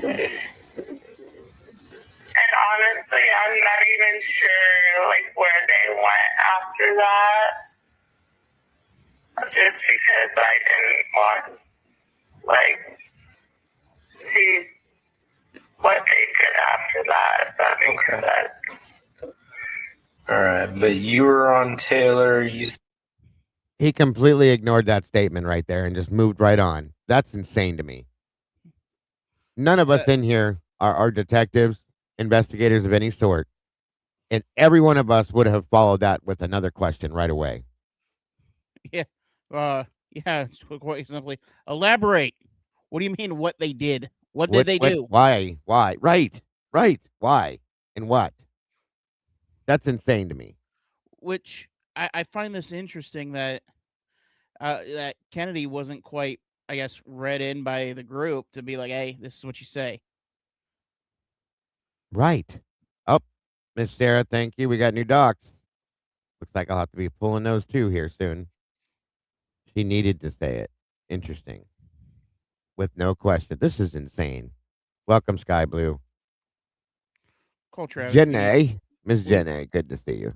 This is an emergency. Call Travis. Yeah, right. I wish I had the ability to do that. Like, get in here, bro. What does this mean? All right, let me let it play out now. Okay, call Say Logan. goodbye. And tell Travis. All right. Turn around, walk back to your place. 28, but we've read a few, but there is lots. Jesus. Thank you, Sarah. Yes. And did they at least start walking towards? Yes, they walked away from me. I'm going to let this play out the rest of the way. It's on normal speed now. I have to run to the bathroom. I'll be right back. Like towards that path or continuing up Taylor Street to King? Continuing up.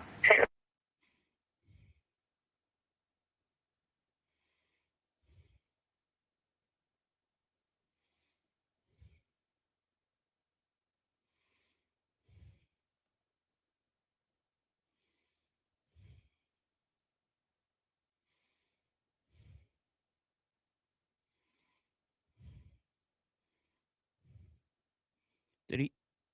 He muted it.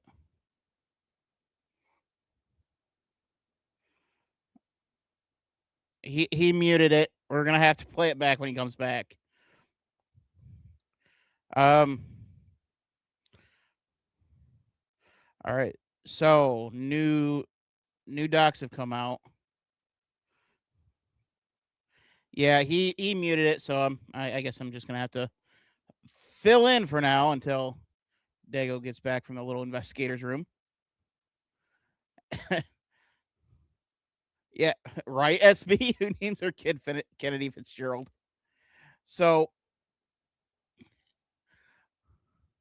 yeah, the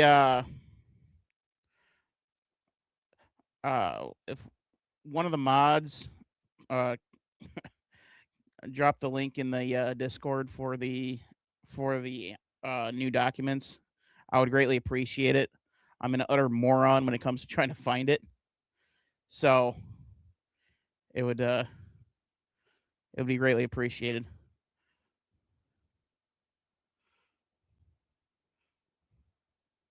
So, yeah, I did not see her. I think that's talking about Xana that evening. Do you think that both were pretty drunk? Oh, that's Dylan and I don't know. I've lost track. But yeah, so no paper products in Dago's bathroom. Pull up Sarah D on X. Okay.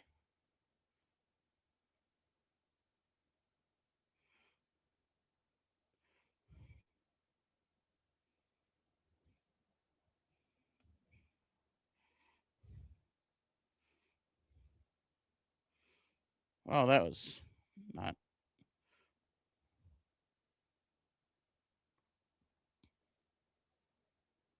Ah, there it is. Whoa.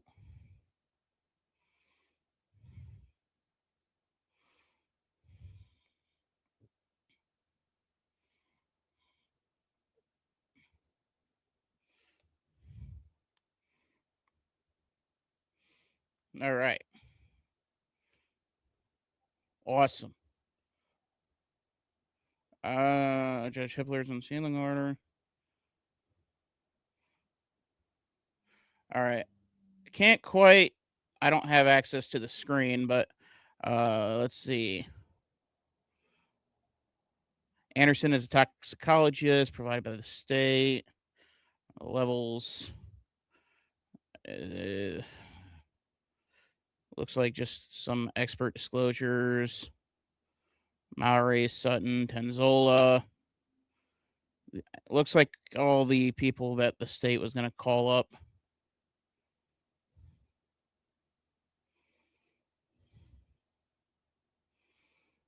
So that's that. And this is just going to be a quick run till Dago comes back. Oh my God, that's a lot. Holy Jesus. That is a lot of reading, and I need to learn how to read. Oh, dear Lord. All right. Ramble, ramble, ramble, ramble, ramble, ramble. Yeah, you left. Yeah, you left me high and dry. I told you I had to go potty like a big boy. Well, you muted the thing when you left. This was still playing, wasn't it? It was playing, but there was no sound.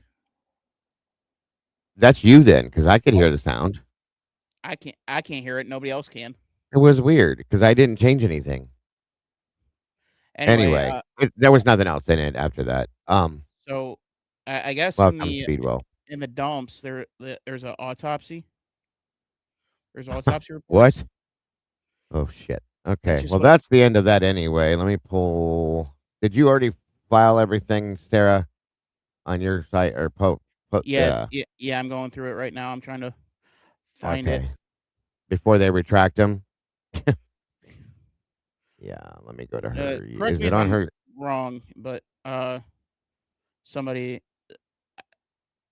if anybody's gotten a chance to go through and dig through the document dumps. Oh yeah. Okay, so Sarah says that one of them's the autopsies. I just don't know which one. Motion to compel, subpoena issued. Defendants reply to state's objection.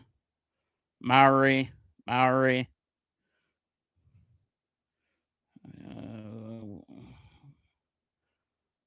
Court minutes.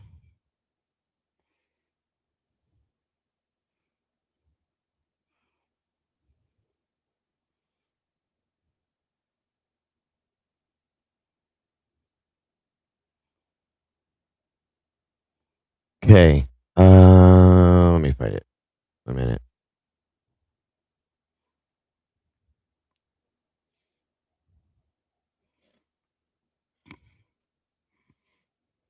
There she is. Is it on your YouTube or the Twitter, Sarah? Which I can't touch any. It's on X. It's on Twitter. Okay. I hate calling it X. Sorry. Feels weird calling it Twitter now to me. It feels weird calling it X. To me. Let's see. Immediate family.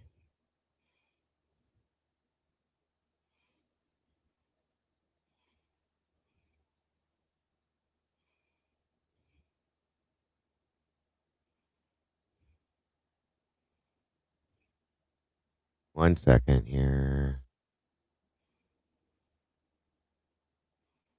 No, I need the actual Actually, you know what I could do? I forgot we have 1 minute. Oh, that's 145 pages. Holy Jesus. That is a lot of reading that I am not capable of doing. Oh, it's all.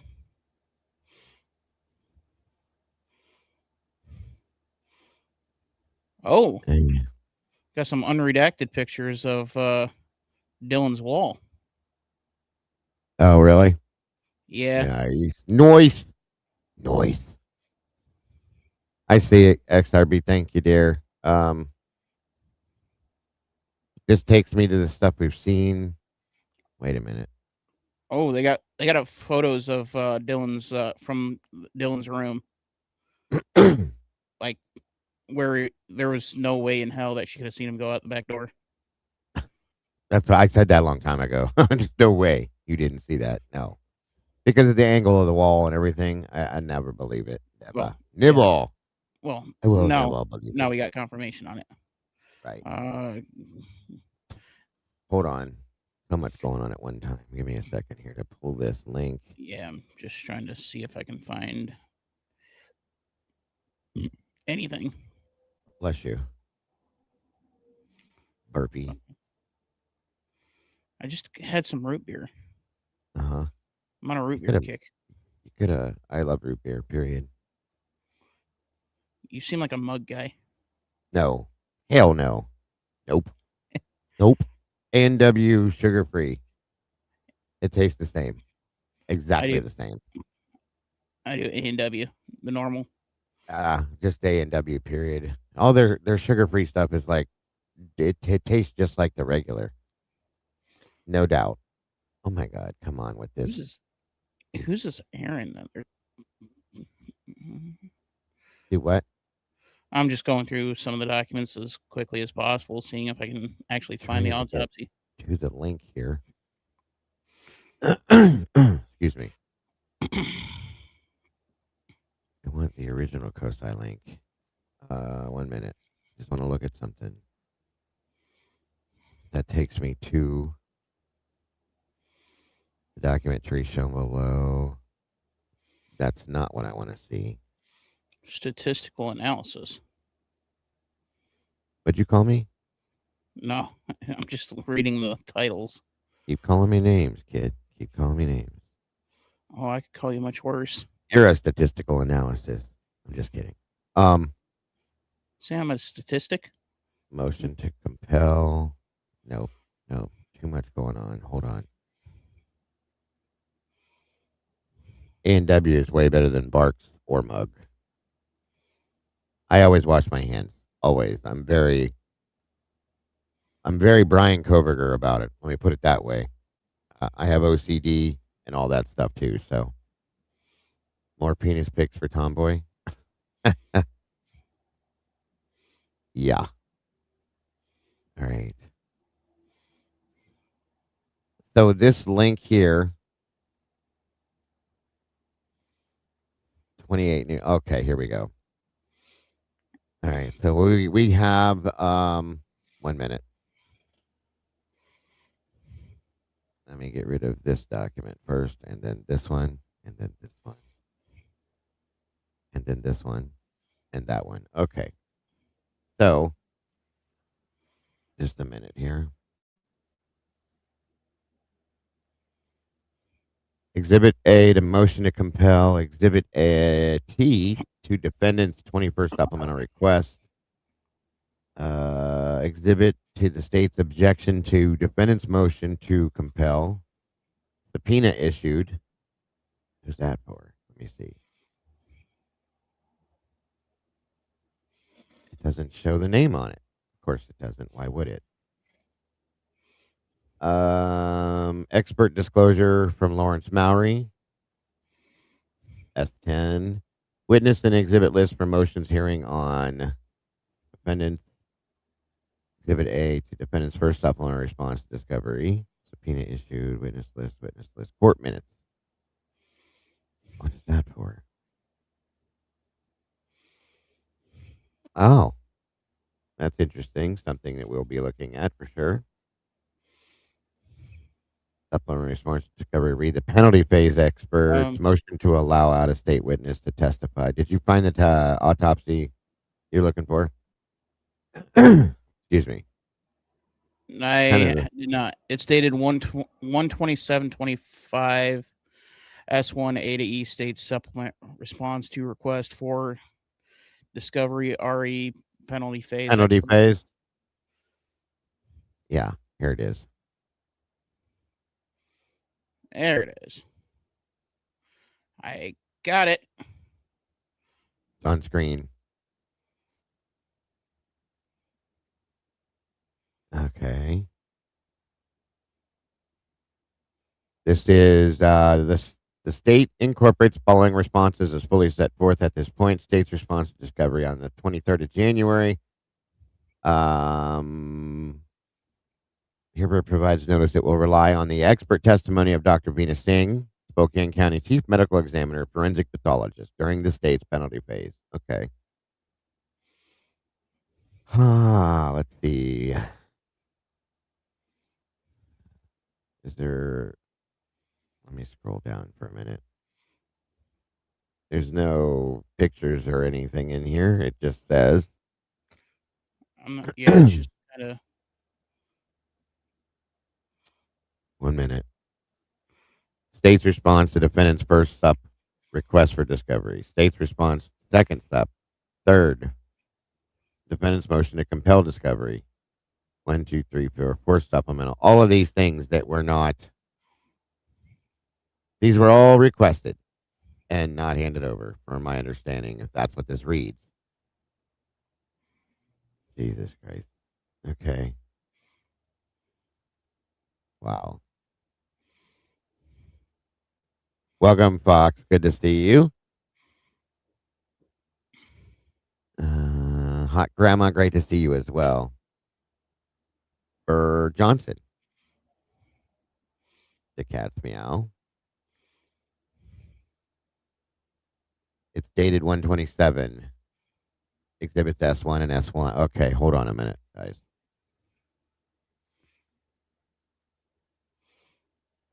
yeah. There's a lot of reading and there's no pictures.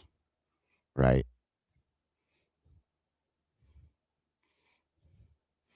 I'm trying to Okay. find. That's going to be something we're going to go through. Yeah, okay. This is Dr. Singh's verbal report. I definitely think it's something that we should read through. As long as I don't have to do the reading. Huh? Of course not. Of course not. You want to have all the fun and none of the hard work there. I get it, bud. I get it. Dilio, Paisley, good to see you. If I sit there and try to read it, we're going to be here for like 6 hours. I stay young by Mother. I stay young by reading at a 4th grade level. Shut up, Dylan. Welcome, Mom. Good to see you today. Hope you're having a good day. Thank you for joining us. Let's see. So, okay. Hold on.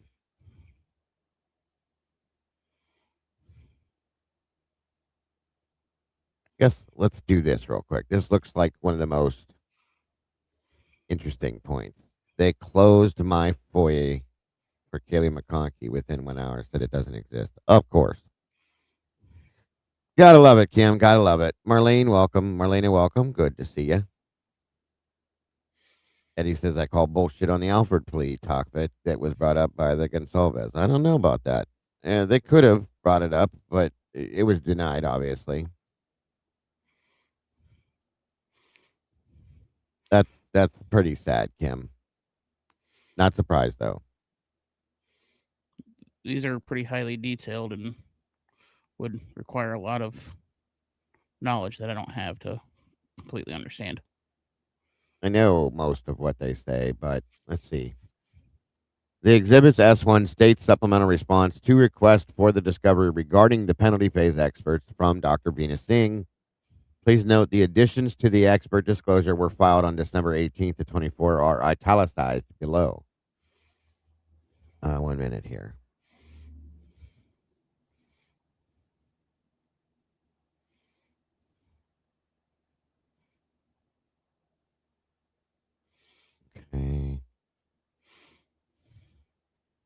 I'm real curious about this autopsy stuff. That's why I went directly to this. State has Oh, disclosed Venus Singh what? Xana had blunt force injuries.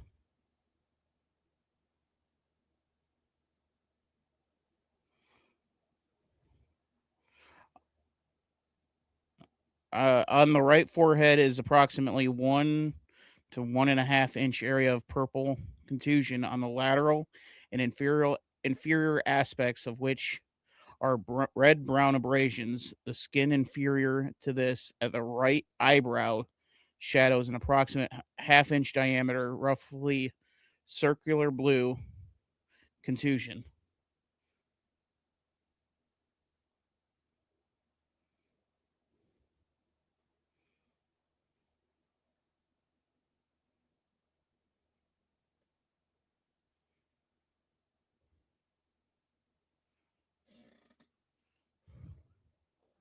You're muted, Dago. You went too far. Hold on. Slow down a little bit. Okay, so it is anticipated the state will call Dr. Singh to testify as expert regarding the autopsies performed. Okay. So it says on the following individuals, excuse me, on the following individuals, Ethan Chapin, Kaylee Gonsalves, Xana Kernodle, and Madison Mogan.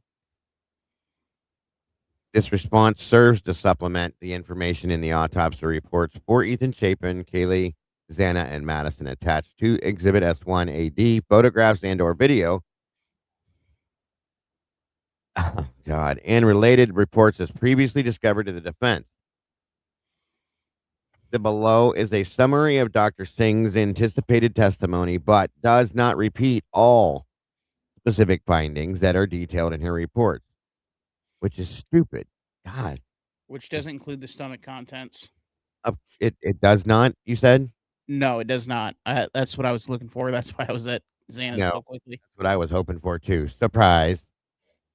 God, Not that I saw. they're not going to give it to us, Dylan, because it'll give us the time of death. Based on Dr. Singh's education, training, experience, blah, blah, blah, blah. We don't care about that. It is expected Singh will testify that Kaylee Gonsalves, Xana, and Madison endured a high degree of pain and or suffering prior to their deaths.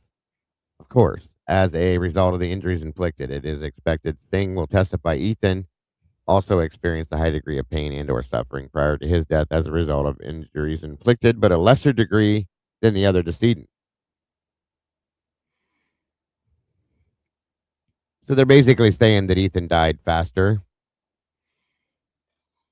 with less work, basically. You know what I mean by that? Like there was less done to him. Um, Jesus, this is so sad. It's Dr. Singh's expert opinion that Ethan Chapin's cause of death is multiple sharp force injuries. Dr. Singh's post-mortem examination showed a well-developed adult male with stab-incised wounds of the scalp, face, and neck, a stab wound of the upper chest, incised wounds of the upper extremities, stab and incised wounds of the lower extremities, associated injuries to include perforations of the jugular vein. Hold on. Subclavian vein and subclavian artery. Dr. Singh will testify there was no evidence of natural disease that would have contributed to Chapin's death. Well, of course. Welcome, Eddie. Good to see you, bud. Hello, Dylan. Hello, Dago.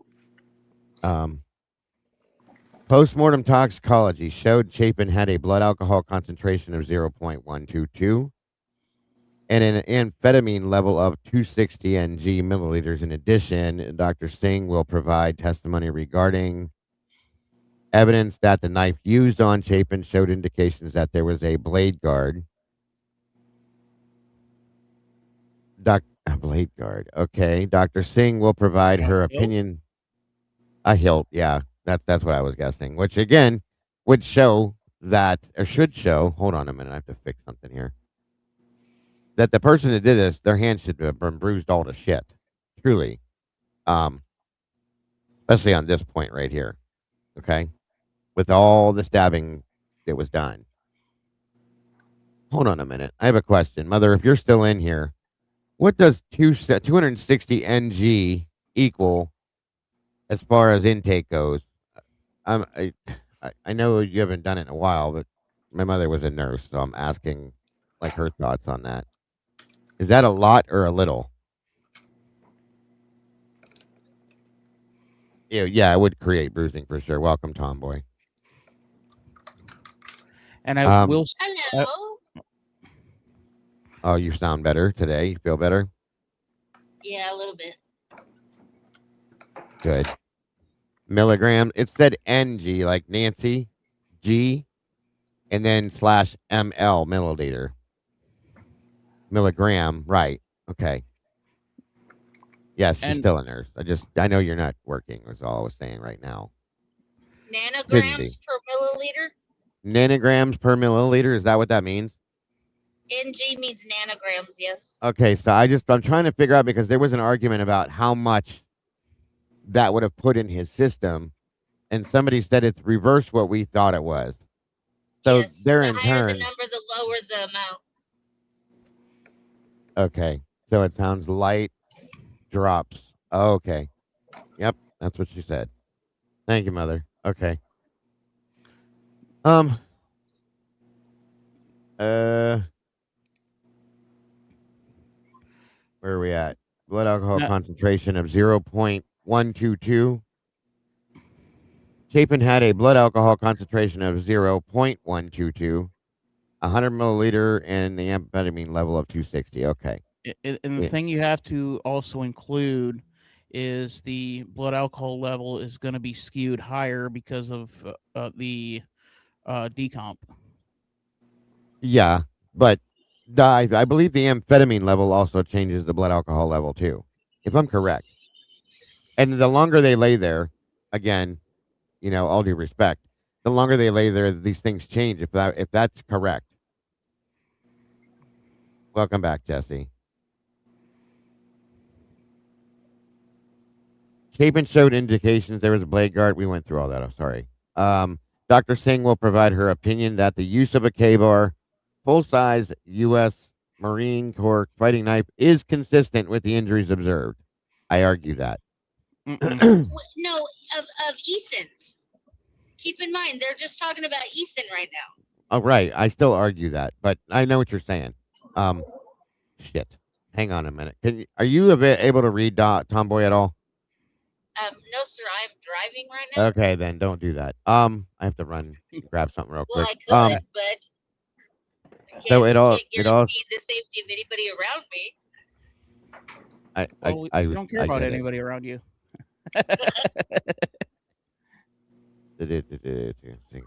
Said that Chapin's wounds are consistent with a single-edged knife as the source of the wounds. Dr. Singh will provide her opinion that the use of a K-bar full-size knife consistent with injuries observed. Okay.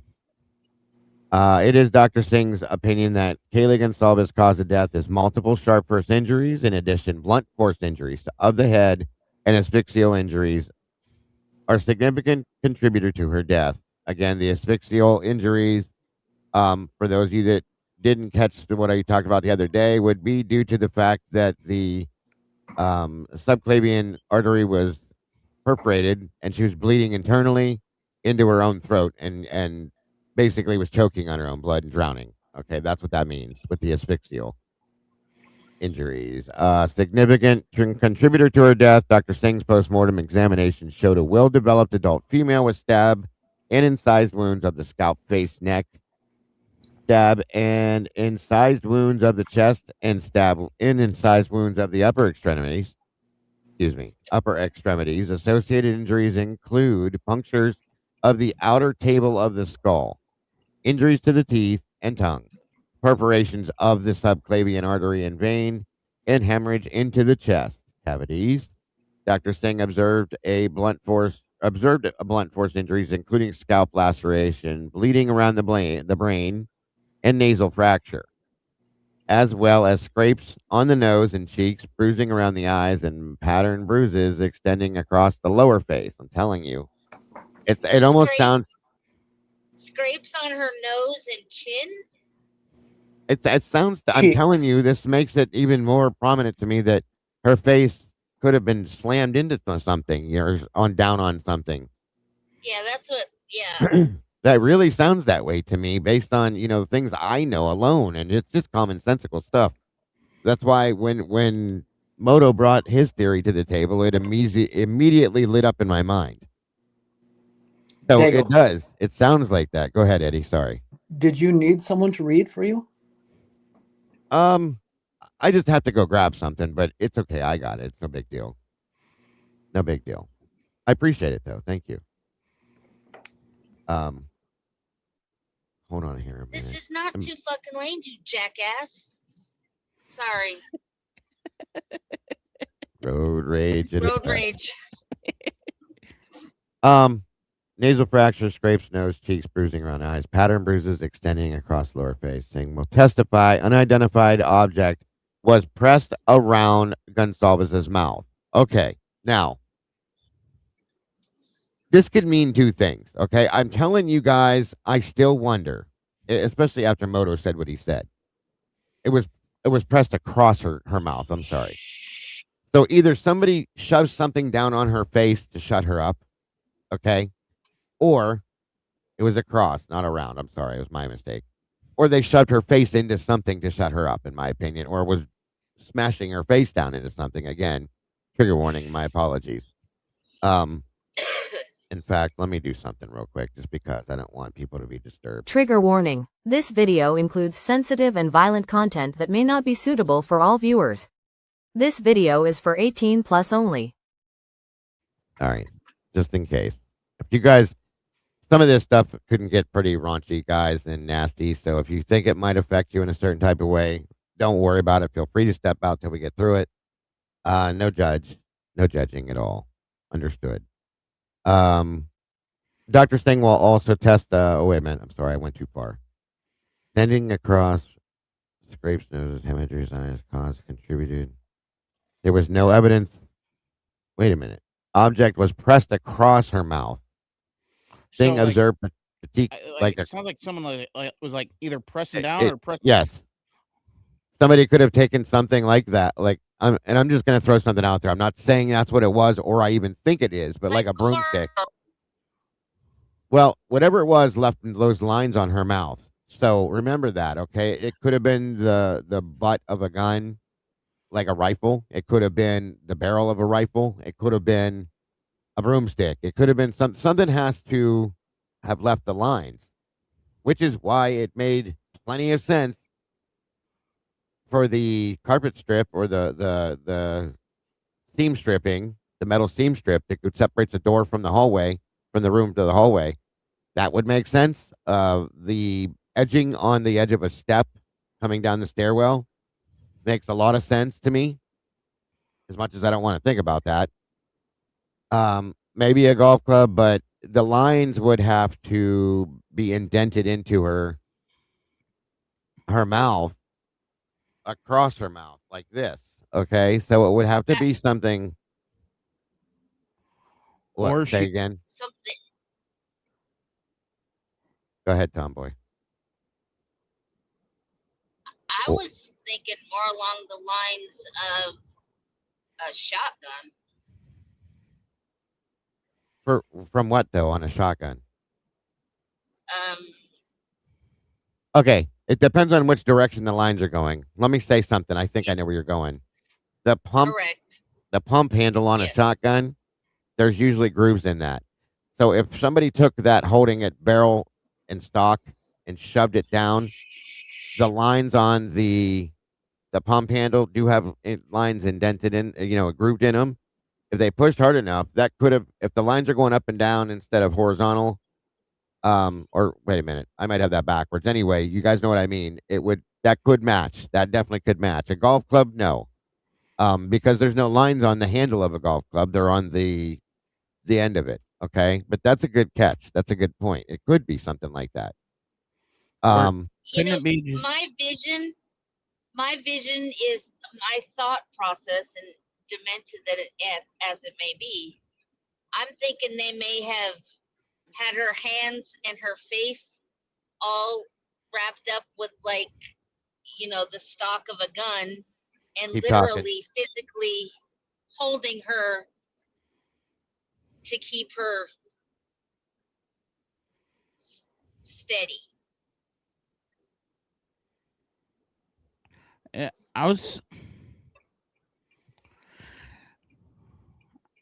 I don't know. I I could definitely see something like that. Um, hmm.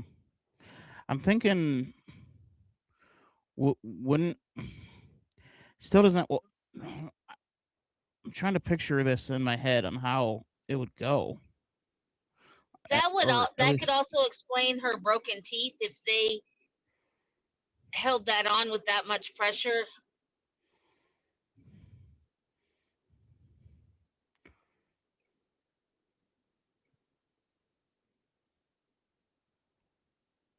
a lacrosse stick. I don't think a lacrosse stick has grooves. Maybe the handle, but it wouldn't be. We're looking. It'd be something more towards like the middle of a longer stick. I'm guessing.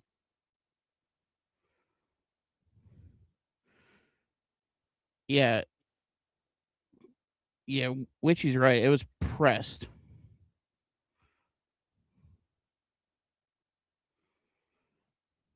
Isn't there? Isn't there a style of gun that has like the grooved butt that would? Well, again, that doesn't explain why. Because Kaylee would have still been fighting like hell. If she could. Also, the stock, the part that goes against your shoulder, Yeah. there's lines on those sometimes, and they could have shoved that down on the end of it on her mouth to shut her up too. You know what I mean? Or What? could have been the part that goes against your shoulder, the stock of the gun. There's lines on the backs of those with the butt of it, whatever you call it. Or And like North Carolina mountain mountain man says, maybe it's the Picatinny rail. the what? Do a Google search for Picatinny rail on modern firearms. The way they mount the optics or other Oh, yeah, yeah, accessories. yeah. No. Yes, you're right. I said that the other day. I just didn't know the name of that. I'm sorry. That's a good point. Absolutely. The site? No. Hold on. I'll show you. Oh, yeah. I could. Yeah, I got it. I got it pulled up now. Yeah, I could definitely see Where that. they slide the scope on. Okay. That top portion up there. I didn't know that was what it was called. I called it something Yeah, else, well, but we just called it the scope mount. right. But that is 100% what it's called, and that's exactly what I was describing the other day, and it makes sense. This thing right here is what they That's way too small on my phone. I can't see nothing. well, they have those mounted on top of the gun, and then you can mount the scope right on, slide it right on there, and lock it down, and see the grooves in it. That definitely, if you take and flip the gun upside down and shove it in, that would definitely cause some lines, for sure. Um, see how it looks there? Interesting. Good call, Mount Man, too. And I just didn't know it was called that. Good call, you guys. Very good call. Picatinny rail, 100% is exactly. They can be on the sides too. Very good point. Yeah, good stuff. Makes perfect sense. So it could be a couple different things for sure. For sure. I'm going to Thank you. bet you that that's why they're not releasing the photo, is because they know internet sleuths would figure it out in about 20 minutes. 100%. Agree. Yes, I fully agree that's why we're not getting any form of like even the generic black and white stick figure autopsies, because there's things on there that are going to be pointed out that we're going to look at and say, yeah, no, that we weren't told that. That's new. That's exactly why I believe we won't get that. Not just because of Washington State. That's just what probably the excuse they'll use. So, Well, it is and Washington state law, but I understand, but you know But what my point Washington, you is. can't FOIA Washington to get right. You can't FOIA Washington to get it, but I still don't understand why Idaho didn't release it because it's not against the Ex- law for them to release it. That was the point that I was trying to make right there, or anybody else. Okay, just making sure we was You're on the same right. page. Yep. Um, and then Singh will testify there's no natural disease that could have contributed to Gonsalves' death. Postmortem toxicology shows Gonsalves had a blood alcohol concentration of 0.107 grams, 100 milliliters. Dr. Singh will provide her opinion that Gonsalves' wounds are consistent with a single-edged and or double-edged knife being the source of the wounds. Dr. Singh will provide her opinion that the use of a K-bar, blah blah blah, is consistent, which is what you know. Any knife could be consistent at this point, but with certain wounds Yeah, it's consistent. Doesn't mean that it's the doesn't mean it's the weapon. one. That there they are with giving their word salad with bullshit dressing again. This is what they do. That's going to make people look at it and say, see, the doctor said that it's consistent with the injuries, meaning that's what they used. That's not what that means. That is not what that It means could at be all. consistent. It can With be anything, consistent with a knife sharpener too, for all we know. it could be consistent with a A butter knife, knife at that yeah. point. Okay, you don't know. It could be anything. Um, it is Singh's expert opinion that Xana Kernodle's cause of death is multiple sharp force injuries. Sting's postmortem examination showed a well-developed adult female incised wounds of the scalp, face, and neck, stab wounds of the chest and abdomen, incised puncture wounds of the back. See, this is what's always bothered me is the wording here with these puncture wounds. It doesn't say stab wounds; it says puncture wounds. Okay. So in turn, if you go back to what Steve had said about how they were large gouge wounds, they weren't regular stab wounds, which is what automatically made me do that whole show about the busted golf club handle. Just saying. That's another good point. Nothing half-assed just brought up, and it could explain the photographs of the vent. Okay, the vent shield that's on top of the vent. How about the lines that are on that? What if they used something like that and shoved it down in her face to keep her quiet? That's an interesting point. Nothing. I never thought of that. That's one hell of a Johnny on the spot situation. Well, they showed those photographs of new screws there, so I wonder if that was maybe hanging there. Somebody saw it, grabbed it, and shoved it over their face, and Well, then they 8 hour period of time, somebody cleaned it up and put it back up there. I mean, you still would have had to unscrew it, which takes a minute. Well, maybe if the screws were in it, Dylan, Well, the they house had was a 8 shithole. hours. Right. Well, They yeah, had but 8 hours. yeah, no, I'm saying in crime time, everything's happening quickly. So you're not gonna like if you're fighting with Kaylee, you're not gonna run downstairs, look at the vent cover, and be like, "Oh, I'll use that. Let me go to the Let me kitchen, grab a screwdriver." let me ask you a question. What if it was Well, already off the wall, Dylan, and the house was falling apart, and it was something that was just laying there? hold on. Some of them vent covers aren't on the floor or on the ceiling. They are actually probably mid-level wall. Well, the one they took a Think of the picture of one was up a below. ways. No, it was below the sign. What sign? I The thought it good was up vibes like sign. midway up. I thought. I think it was low enough to where you could shove a face there. Well, that Yeah. could be it too. That I mean, maybe, but they're about this wide, the No, whole thing, and about this thick, and there's many little grates in the middle of it. It I depends on can't which see. direction. Hold on. It depends on which direction the lines went and how many there were and all that kind of stuff. Uh,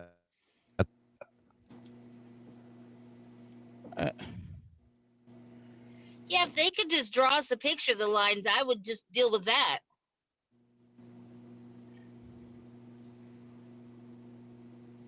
Well, I mean, didn't Steve say that he thinks Kaylee was gagged?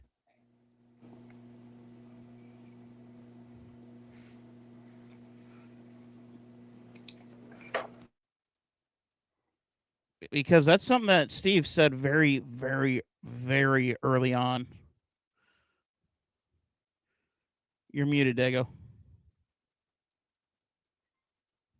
But again, a gag is not going to cause lines across your mouth. It would have. It just Well, wouldn't. I don't think. was the lines like?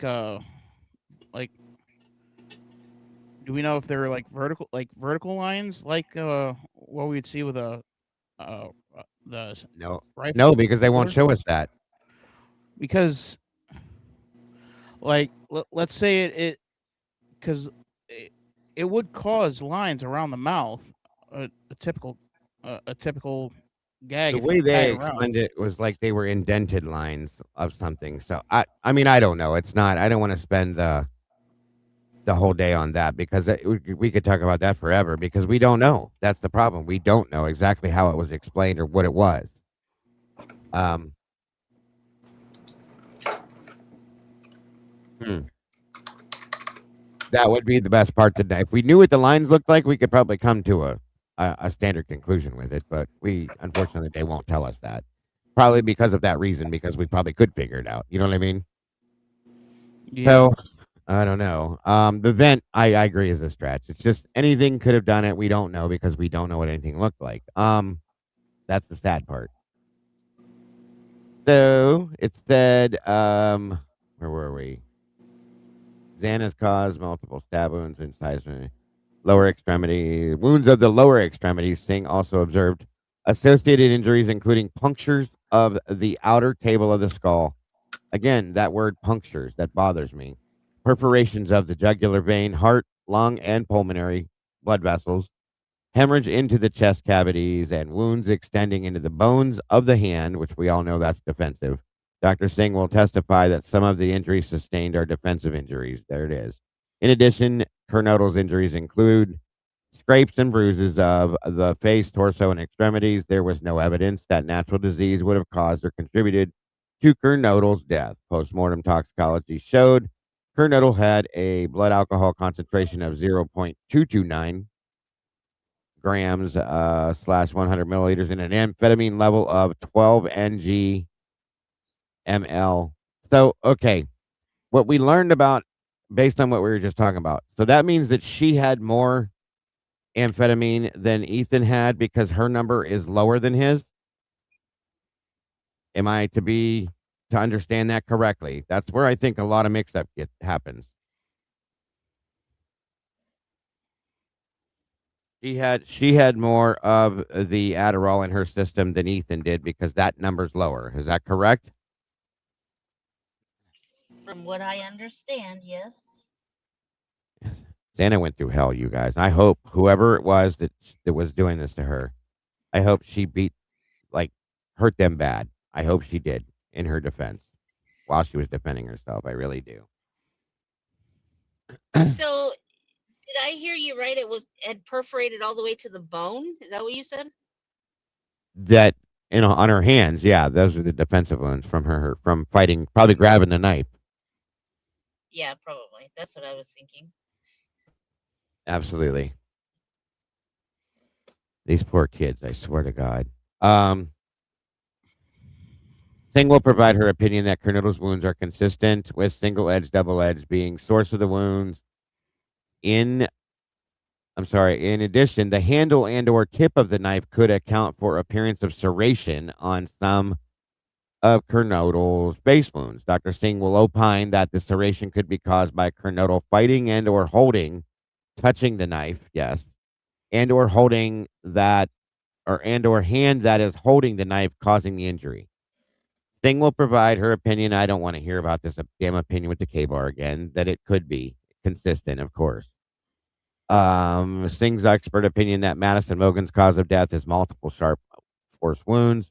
Singh's postmortem is that examination showed a well-developed adult female with stab and incised wounds at the scalp, face, head, and neck. stab wounds of the chest, incised wounds of upper extremities. Dr. Singh also observed associated injuries, including wounds of the lung and liver, as well as perforations of the subclavian vein, subclavian artery, and blood vessels of the chest wall. That's what weirds me out, is that 3 of them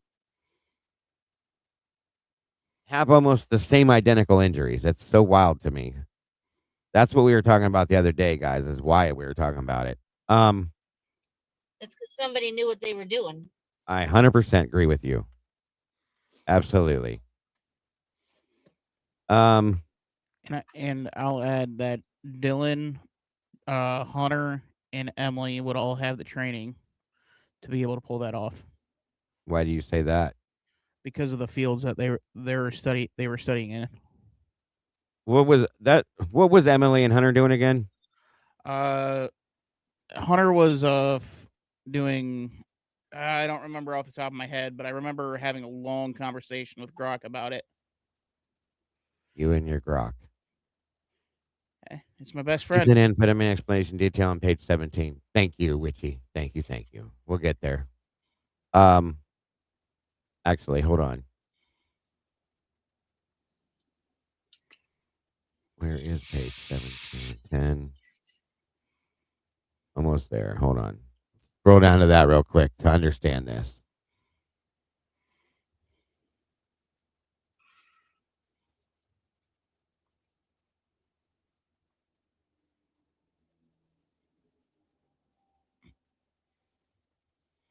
Okay. Here we go. Can you guys see that okay? Yeah. So, ethanol, 122 milligrams, DL10, cardiac blood, headspace, okay. Blood alcohol concentration, 0.122. So the amphetamine result was 260 gml, cardiac blood space. So, all right. The amphetamine side to this, it says with cardiac blood, amphetamine, Adderall, dexedrine is a central nervous system stimulant. Amphetamine is also a metabolite of methamphetamine, benzphetamine, and Celgilline. I'm sorry. It is used therapeutically in the treatment of narcolepsy and obesity, and is also in the treatment of attention deficit hyperactivity disorder, ADHD. Amphetamine has a high potential for abuse at low doses. Amphetamine causes mild stimulation offset of fatigue and increase in alertness. It also causes changes in attitude, judgment, and impulsivity. At higher doses, amphetamine causes euphoria, excitation. Oh my God, I can't talk today. Excitement. It says excitation, but yeah, excitation. Sorry, hypervigilance, rapid speech, dilated pupils, which react slowly to light, and increased motor restlessness. Pulse and blood pressure may be elevated. Withdrawal from amphetamine following abuse can result in extreme fatigue and uncontrolled sleepiness, agitation, and depression. In the treatment of narcolepsy, amphetamine is administered in a daily divided doses of 5 to 60 milligrams. In abuse, doses of several grams may be used on a daily basis in runs lasting a week or more. Following a single oral dose of 10 milligram amphetamine sulfate, a reported peak blood concentration of 40 ng/ml was reached at 2 hours. Following a single 30 milligram dose to adults, an average peak plasma level of 100 ng/ml was reported at 2.5 hours. A steady state blood level of 2,000 to 3,000 ng/ml was reported in an addict who consumed approximately 1,000 milligrams daily. Overdose. So that it will almost give you time of death for Ethan. I was getting ready to ask if that would make a difference. It depends on if. Here's the problem: we would need to know when he took it. It says the peak time is 2 hours. Right. So if let's say so the first one is what if he took what 10 milligrams and at the peak it's 40 nanograms. Uh-huh. So that's 4 to 1 basically. So if you let's say he took 30 milligrams times it times 4 times 120. The problem So is not after 2 hours, it would have been 120. right. But At there the was a peak, pile. the Go ahead. peak is your highest level. Of The course. peak is your highest level. So at 260, you generally reach your peak. What they say, 2 hours. Yeah.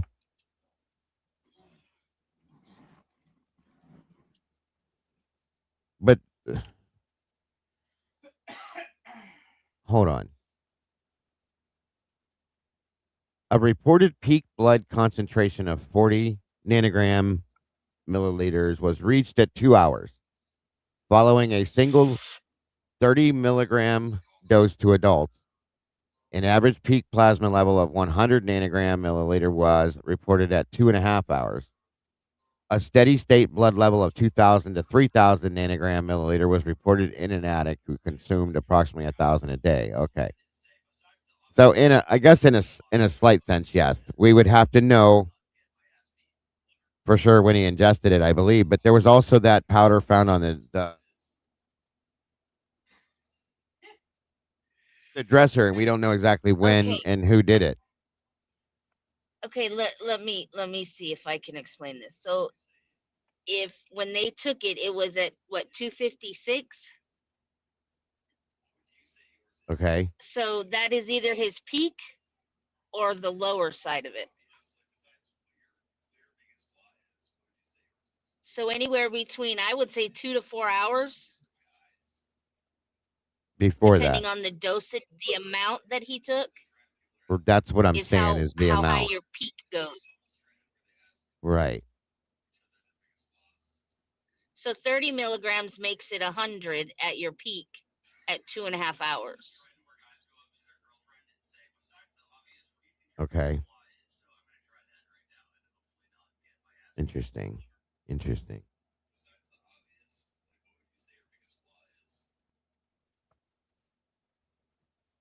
It'll just get into the bloodstream a little faster by snorting. Right. That's all it does. Yeah. So 256. Yeah. If it's not listed as an overdose, then it's really not super duper important. I agree with that. Yeah, it's not. It's kind of unimportant. Absolutely. Because it says there too, an overdose with amphetamine can produce restlessness, hypothermia, convulsions, hallucinations, respiratory and/or cardiac failure. Reported blood concentrations in amphetamine-related fatalities range from 5 to 41,000 nanogram ml, mean 9,000 nanogram milliliters. And then the ethyl alcohol, cardiac blood is a central nervous system depressant. Can cause. We all know what alcohol is. Muscular coordination, blah blah blah. Physician pathologist names. Okay, so that's all that says. Hmm. All right. Well,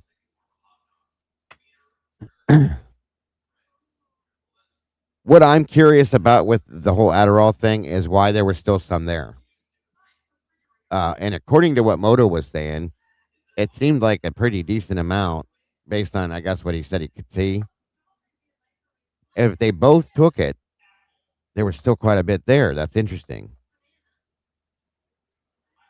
So that's the other side to that. But anyway, but yeah, I know what you were saying is to be able to give us a closer time of death. That's a good idea because they sure as hell aren't going to give it to us. Um, Summary for reporting limits. Okay, yeah, we don't need that at that point. So let me go back up to where we were. Anybody remember what page we were on? What the hell am I doing here? What just happened here?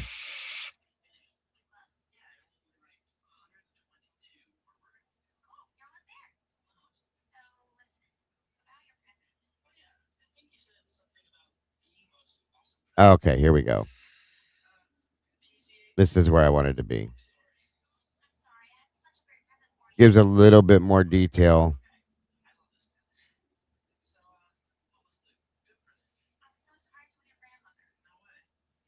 Ethan Chapin, summary of case findings, says that investigative report indicates this 20-year-old male was found deceased at his girlfriend's shared home. 3 other occupants of the home were also found deceased.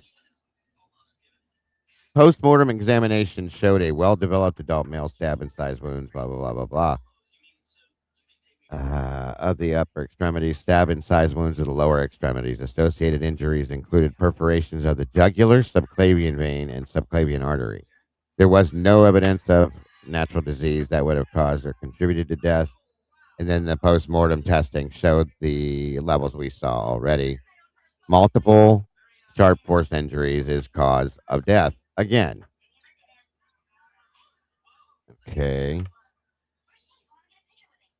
And it said the body is found supine in a body bag sealed by tag number, whatever that is. The name Ethan Chapin and the tag number are written on a piece of blue tape affixed to the outside of the body bag. A piece of green tape bears the medical legal case number and a notation indicating the body has been x-rayed. An identification band bearing the decedent's name, date, and birth and death, and tag number encircles the right ankle.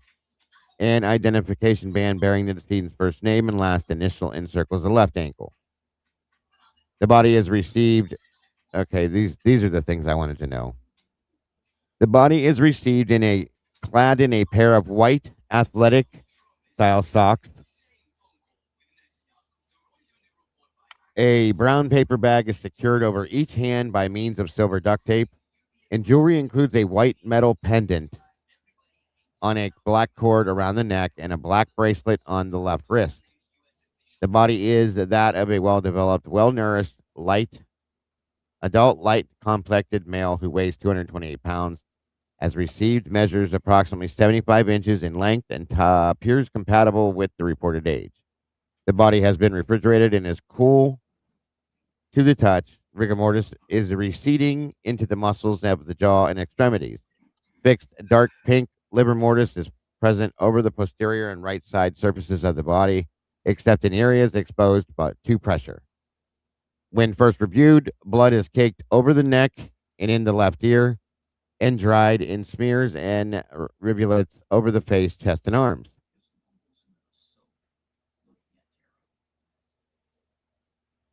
The scalp is brown, wavy, and measures up to approximately 5 inches in length. I'm sorry, the scalp hair is brown, wavy, and measures up to approximately 5 inches in length over the crown. The irids appear hazel. The corneas are translucent. The sclera are white, and the conjunctivi are clear. No petechiae hemorrhages are identified in the sclera. Conjunctivi, facial skin, and/or oral mucosa. The nose and ears are normally formed. The interior teeth are natural and in good condition, and the facial hair includes a trimmed mustache and long stubble in the beard distribution.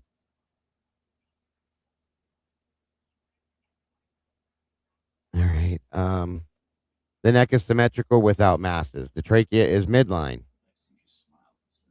Thorax and abdomen. The thorax is well developed and symmetrical. The chest is slightly concave and the abdomen is flat. The surface of the back is free of lesions.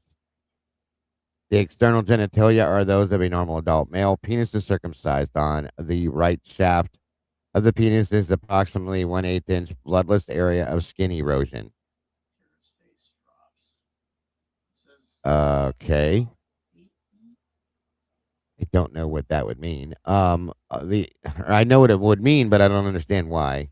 The upper and lower extremities are well developed and symmetrical without absence of digits. The fingernails are short with smooth edges. The toenails range from short to medium length and are somewhat irregularly trimmed. Hold on a minute now. Back up.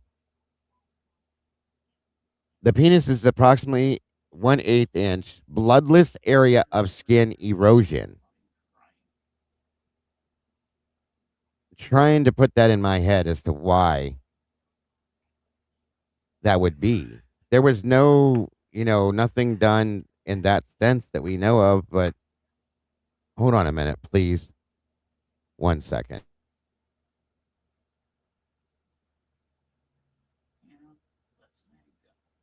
Okay.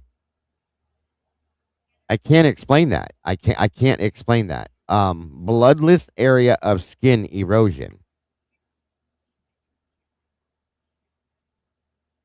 I can't quite I'm trying to formulate that in my mind as to why or what that would mean.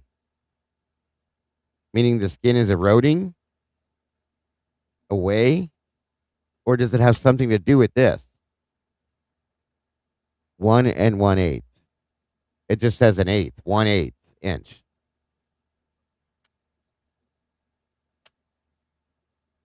Oh wait, hold on. On the right shaft, right side of the penis is in approximately 1/8 inch bloodless area of skin erosion. So on the right side of it, okay, on the right side, there's a 1/8 inch of skin erosion. Okay, so there's something I don't know what the hell that would be for. Maybe I'll look into that later, guys. I don't want to focus in on this this specific point right now, but I will. I will look at it.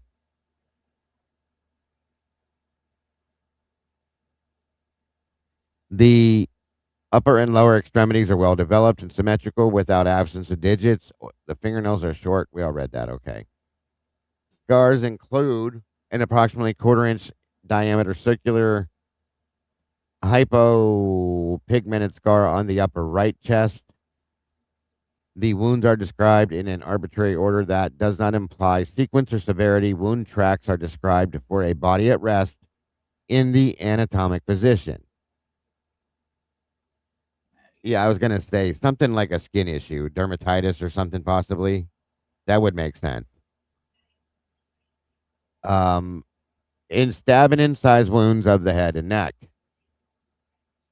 Number one, entrance. It says on the right side parietal scalp above the right ear is approximately 1 1/2 by 1/4 inch linear stab wound oriented from 7 o'clock to 1. So it goes that way. I'm like a backwards half moon shape.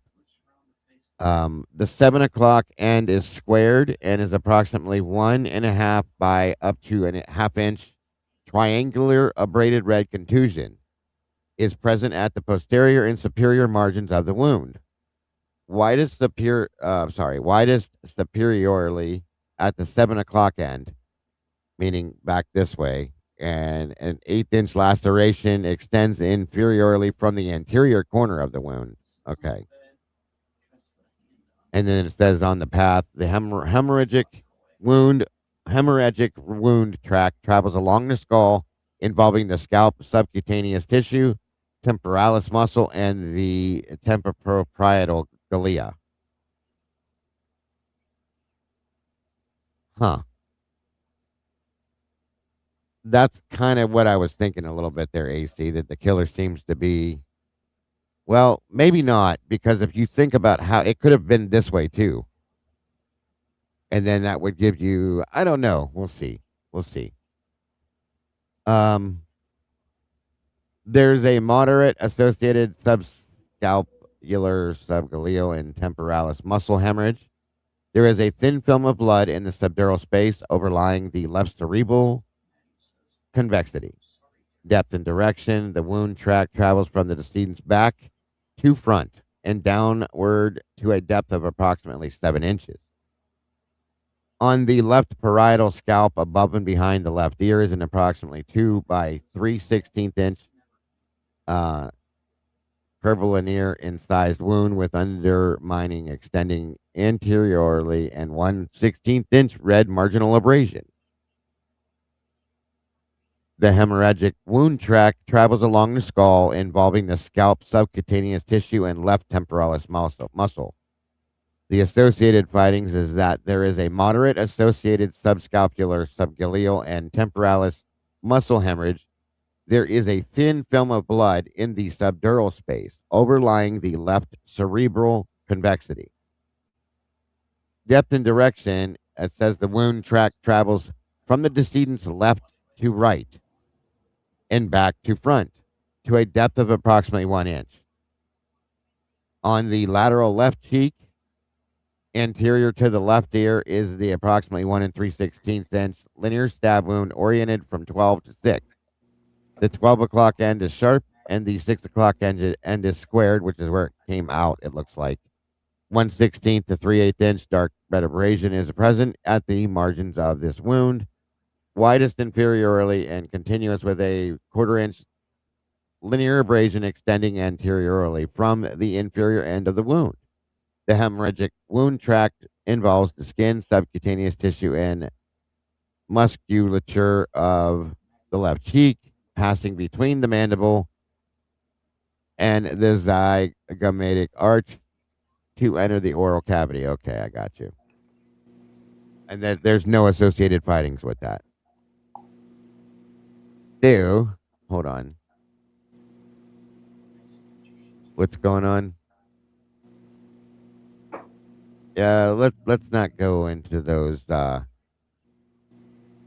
Let's not make ignorant comments, you guys, about this. Okay, this is very it's very disrespectful to do that. So please don't do that, because for something like that, you guys would be removed. I'm sorry.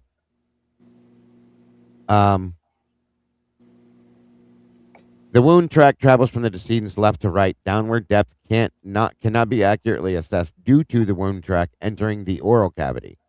On the left neck is a gaping 1 1/4 inch to 1/2 inch linear stab wound oriented from 10 to 4 o'clock. The 10 o'clock is a squared and 4 o'clock end is sharp. Hemorrhagic wound tract involves the skin, subcutaneous tissue, superficial and deep musculature, and left internal jugular vein. There is an abundant associated soft tissue hemorrhage. The left jugular vein is perforated. Of course, depth and direction, the wound tract travels from the decedent's front to back and downward to a depth of approximately 1.5 inches. So, welcome, Sylvia, and Amanda, welcome.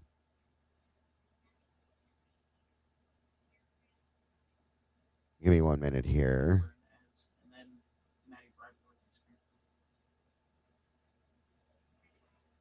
Okay. This is the stab wound of the torso. On the left, supraclavicular skin is a gaping 2.5 to 1 inch linear stab wound oriented from 9 to 3 o'clock. The 9 o'clock end is sharp. The 3 o'clock end is rounded, showing an approximately 4 1/4 inch linear incised innerbrated tail extending laterally to the anterior left axilla.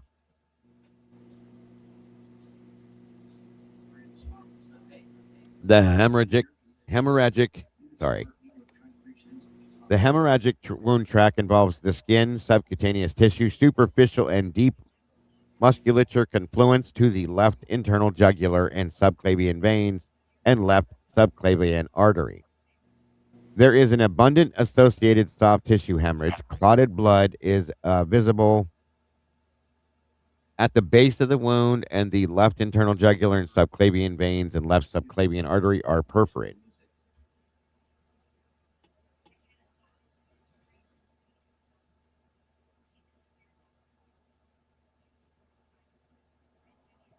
The wound travel tracks from the decedent's front to back and downward to a depth of approximately 4 inches. That's deep. That's pretty deep. Let's see, the incised wounds of upper extremities.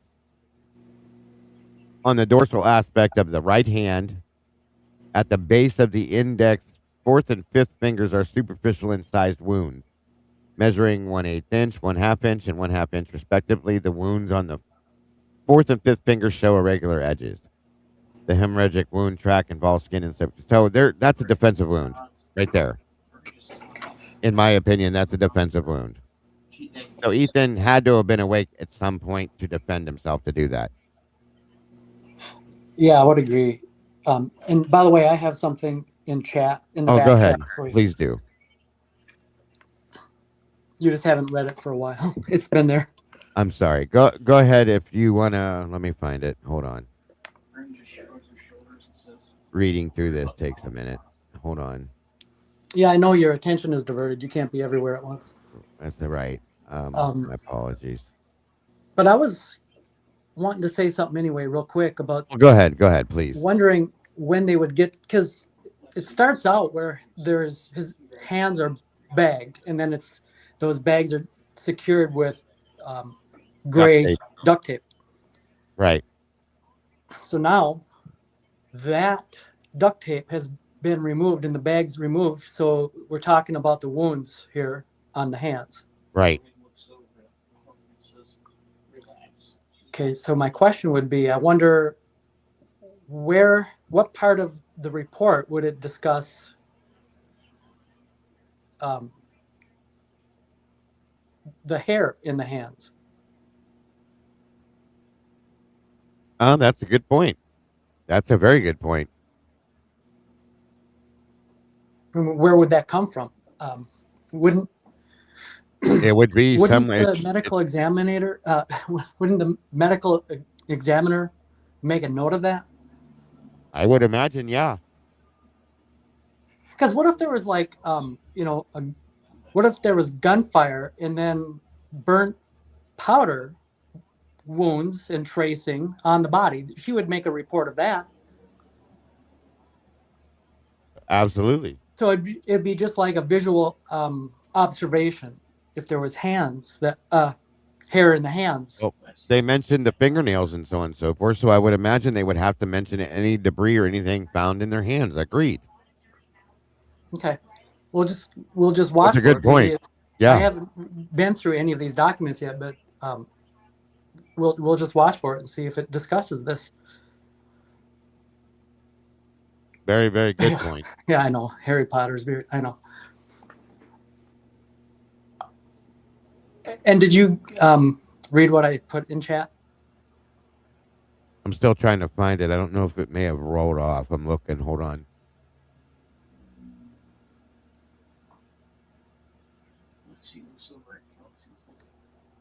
What the hell do you know about snitching? You're from the fucking suburbans.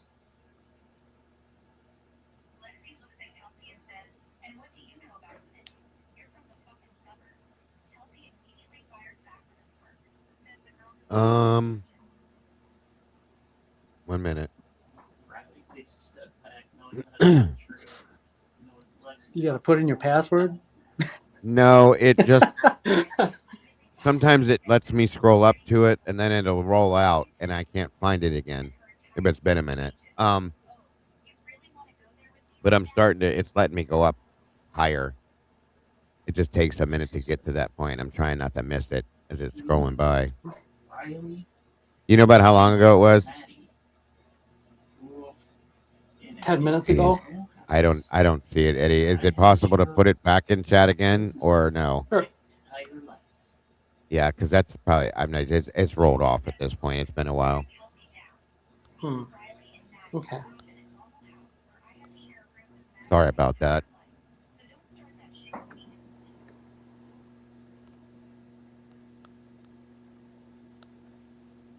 All right, hold on.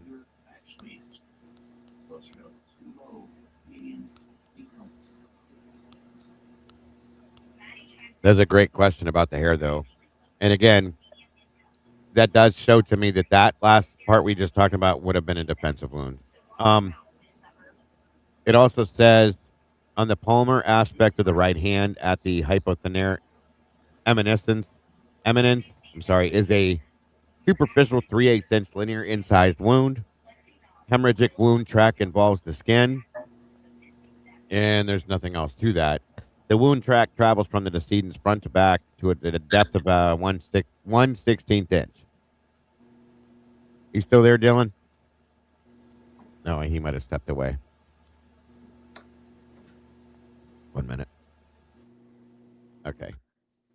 The wound track travels from decedent's front to back. The depth of I did that. On the ventral left wrist is a transversely oriented 1 3/4 inch to 3/8 inch linear incised wound with a superficial half-inch incised tail extending medially and a 1/2 to 1 3/4 inch incised and a braided tail extending approximately from the lateral end of the wound.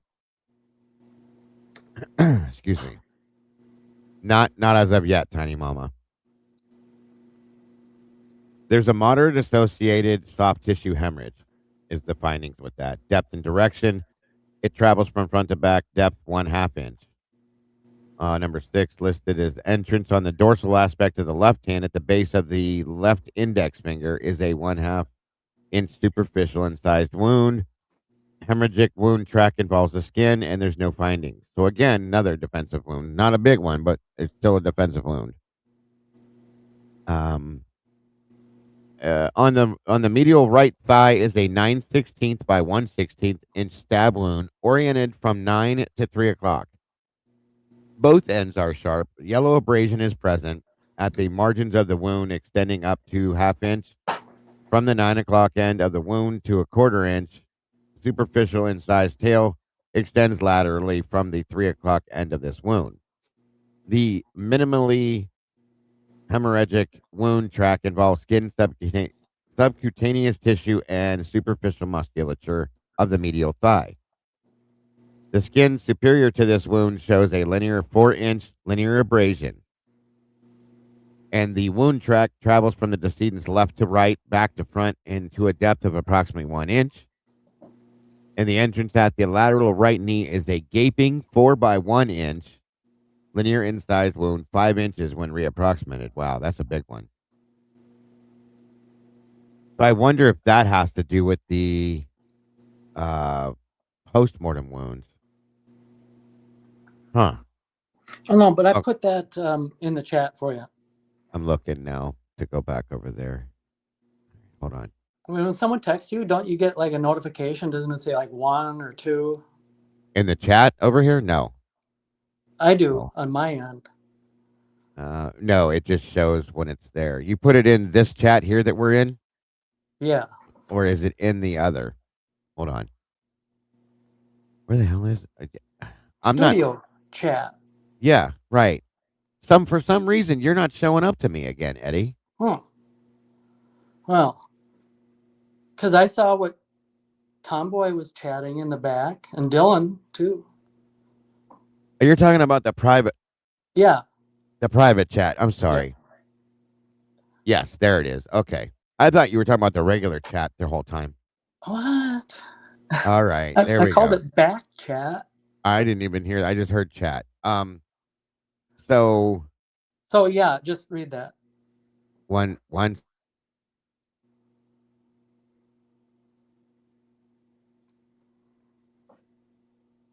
right. You picking up on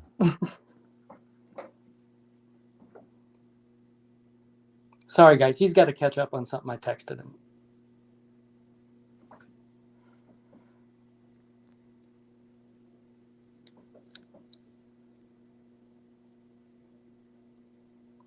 Oh, okay. I got You get it?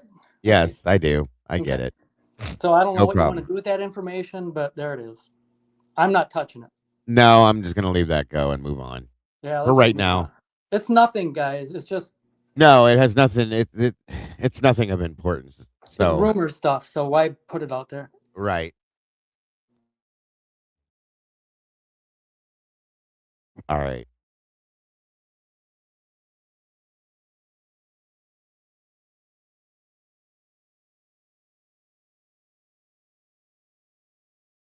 There were no blunt force injuries to Ethan whatsoever, head or neck.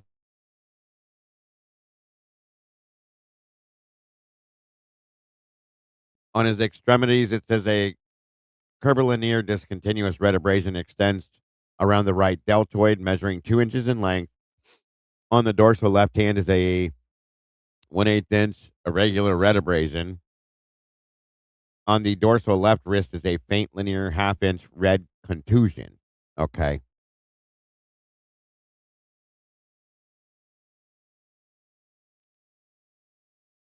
The body is entered with a standard coronal and Y-shaped thoracic abdominal incision, which would just be the Y incision they give you for an autopsy on your chest.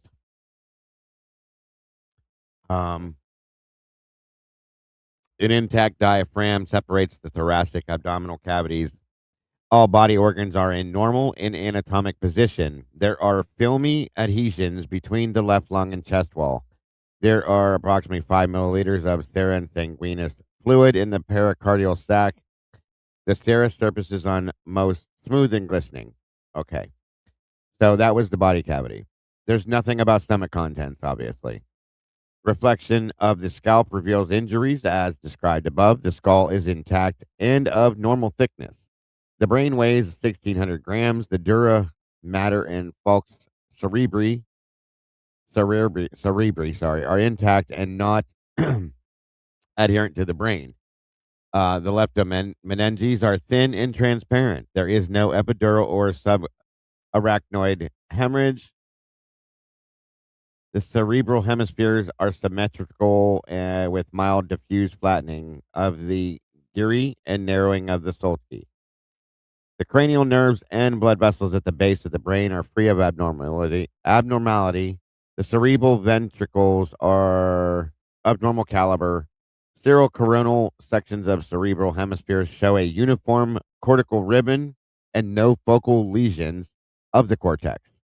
White matter or deep nuclei there is no gross evidence of infection or mass lesion.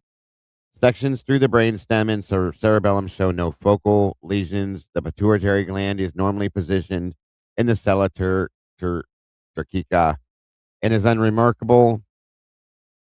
The dura is stripped from the inner table of the cranial fossae, and no basilar fractures are identified. The spinal cord is not removed.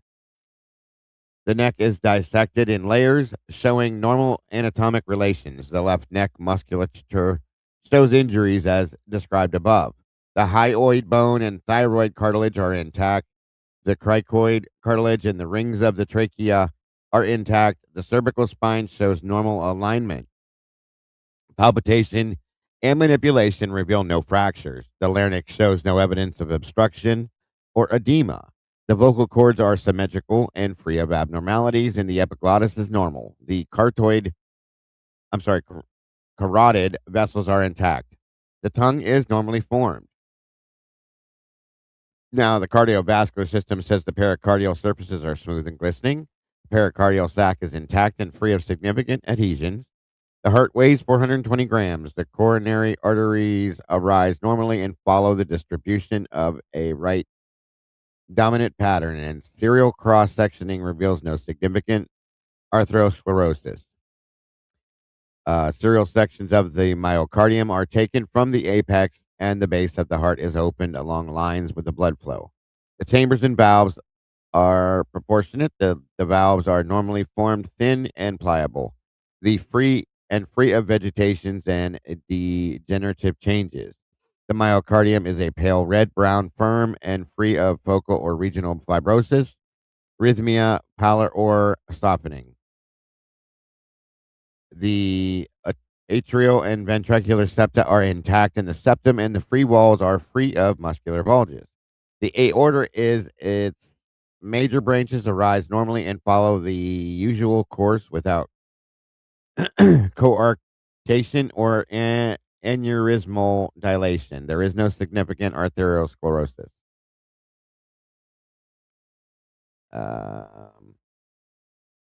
Alimentary tract, semen, lumen equals stomach contents. Yes. Thank you, dear. It is a lot of info, folks.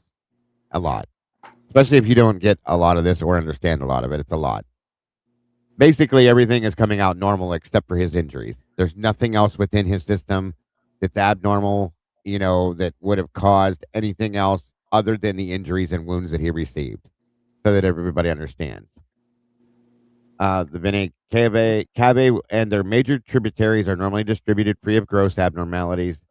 The respiratory system states that upon opening the chest cavity, the lungs are. Wait, Bagel. Yeah. Real quick. Yes, sir. In the spirit of brevity, is it a fair goal, common goal of ours to just give this a cursory glance, the rest of the stuff, and That's agree kind of that my it's not thought. going to talk about it's not going to talk about injuries anymore. It's just going to talk about, you know, like the deeper Yep. part of the examination. Yeah, and there's really no reason to go through this, you guys. There really isn't. Because there's nothing else listed in here. I can still do it, okay? Just to look to make sure there's no abnormalities anywhere. And if I can, as I scroll down through it, I can see if there's anything of importance to talk about. But all the other stuff is coming back as otherwise normal. You know what I mean? It just takes a ton of time to go through all this. So everything else is showing it's okay. Like there's nothing through all of this as I see it here. Okay, here's evidence collection, though. Let's talk about that. That's what I was going to talk about, something like that.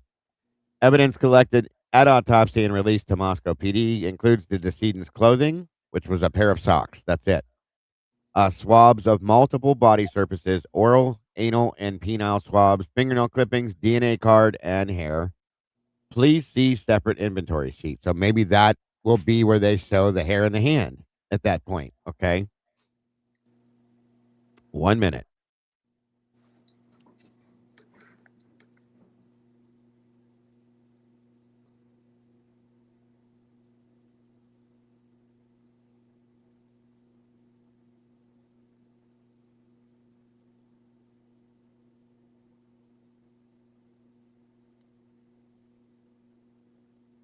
Okay, sorry about that. My son wanted to ask me a question.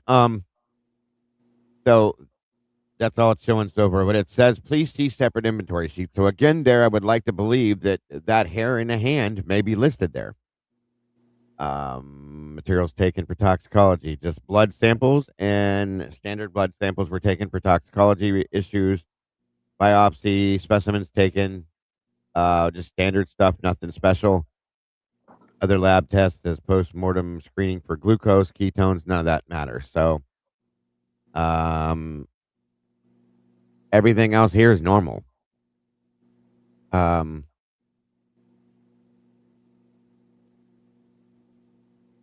That is it for him. Hold on. Okay. That's his toxicology report, like we talked about a little bit earlier. That explained it all that on page 17. Shows how it's all been labeled and taken and all that. I want to see if this shows what Eddie was asking somewhere. And it doesn't seem to so far. And then it moved on to Kaylee. So thus far, there's nothing. But again, in the other paper we saw, or the other document we saw, it listed it as debris. Well, let's do should, this. should know. Could we like fast forward? Like, so we found that bit of information about the evidence collected, footnote of his autopsy. What if we fast forward through, say, these other ones and see what the verbiage is on those? Does that sound like a fair? Yeah, that's kind of what I'm doing. Play? Throwing, yeah. This is Kaylee's. And it's all about the same. Except for the injuries, of course. Associated findings? Is that I would guess. I would get a purple ectomosis surrounds the wound. It's just talking about the wounds. I would guess there's a separate document that would show. I mean, they talk about clothing. They talk about jewelry. There should be something somewhere that states there was hair found in the hand, the left or the right hand of such and such a person. I mean, I would imagine. Maybe I'm wrong. Well, it would have to say it somewhere in some report. Go back to page 14. I was just told. Okay, hold on. I'm sorry. Wait, sorry, Dave. Before we go all the way back there, Uh-huh. never mind. Do your thing. Okay. Good.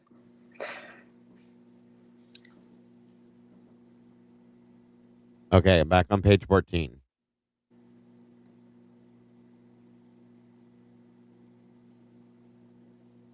I'm looking at the chat.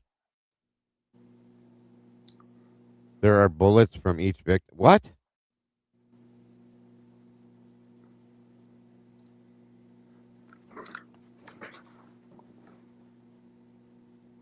What page are you on right now?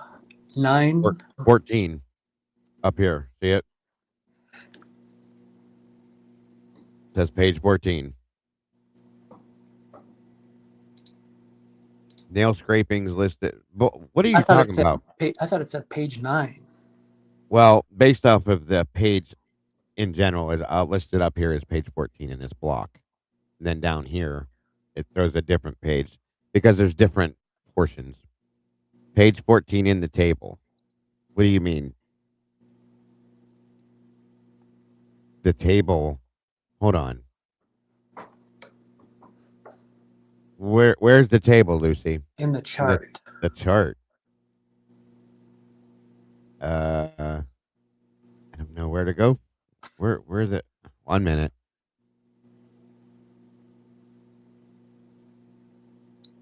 Okay, we're in Chapin's now. Yeah, it must be up higher than she's talking about. The evidence chart. What page is that on? Are we going the right way? 14 of 75. Page 14 of 75.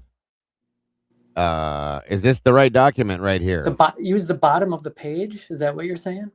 At the bottom of the page, she said. Okay. The page number is at the bottom of the page? Yeah, that's what she said. I'm looking down. Hold on. See, these aren't labeled that way, though, Lucy. My head's going to explode. Hold on.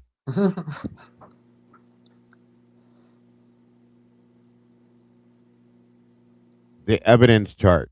Okay. We're not even on the right document then, are we? This document, page 14. Okay. Go to page 14. This document is 75 pages. Go to page 14. I'm on page 14 of 75, it says. At the bottom of this page. Okay. Scroll up to see what page number the report is. 9. So are we using the 10. page number of the report? She said the bottom. Okay. The bottom. I get it. 1 minute. Oh, okay. There it is. I saw 11. You just passed it. Back. It was like on page 9. Bottom of page 9. There you go. You're going the wrong way. There you go. Right there? Yeah. You just passed it again. You're now it's 10. Page 10.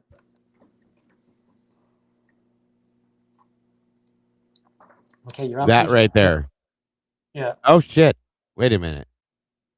Refrigerated blood, urine, vitreous, blood fluid organs evidence retention summary chart says blood fluid organs evidence 6 months, refrigerated blood, urine, vitreous, frozen gastric, frozen liver. 1 year says bullets, ligatures, other items of physical evidence, and hair.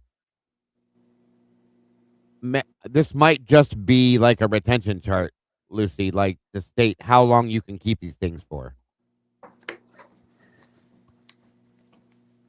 Frozen red top. So yeah, this might just be explaining how long you can keep these items for in this box right here. Hold on, I'll blow it up and show it to you.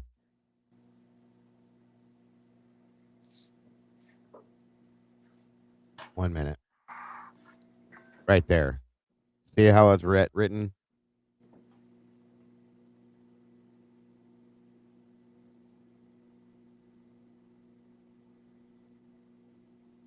For instance, for 6 months, you can refrigerate blood, urine, vitreous fluids.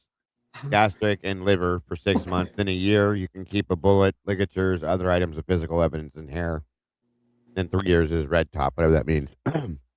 Like guidelines and protocol. Amanda, right?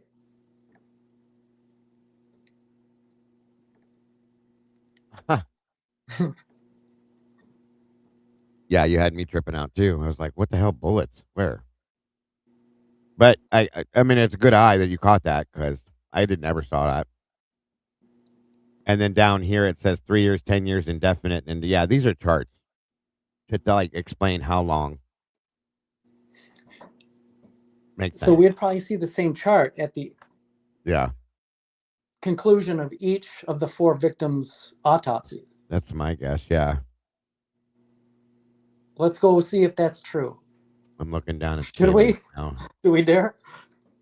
Yeah, I want to. Kaylee. Let's drop to the bottom of her chart, see if it's listed there too. I'm gonna guess that it probably is. I know, man. I thought we'd never get there. Yeah, I know. That reading, can't remember who I read for the autopsy for before, but it was insane. It took me like a whole day. And there's no reason to read it all unless we're looking for something specific. And we can always go back to different specific things too. So, I don't know what happened to Dylan. I don't know where he went or why, but hold on. I don't see. Where the hell did that come from? Hold on. It is absolutely good to address it for sure. Because you just don't know what it means. If you see the word bullets, you need to. There it is, right there. Same chart. Thank the Lord. Okay. Okay. Yeah, right before that chart, once you're done looking at the chart, that is. Yeah, right before it says other lab tests was just standard stuff they did there. Evidence collection. Yeah, there you go. Evidence collected at autopsy released to Moscow PD includes decedent's clothing, swabs of multiple surfaces, oral, anal, and vaginal swabs, fingernails, clippings, DNA card, and hair. So that answers the question that we had. Remember our first quest? Yeah. Then it's still saying please see separate inventory. So there's another inventory sheet that we have here somewhere that's going to show hair collected as well. It's common to all by the looks of things. Right. It's going to show for each person. It should show specialized. So someone, right. We're just trying to head off someone saying, after we went entirely through Ethan's autopsy, at the very end, it said evidence collected, and then it listed, swabs and then hair. Yeah. If someone ran with that and said, aha, the hair and the what hand. we have to do then is find. We just kind of ruled that out by. Yeah, right. And find the other chart and show it exactly if there's anything listed in that chart that says any kind of specific or specified hair of any type, if at all. So yeah. Right. Makes perfect sense. Okay. So it's not conclusive one way or the other. No, not at this point. But what's it been, about a week or two? The debate. The Turvey debate, the infamous Turvey debate with the hair in the hand. It's listed in the previous documents we received as debris. So if there's anything in this that explains it more in depth in that other document they're saying to refer to, then that would be good. But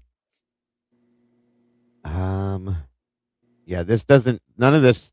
Okay.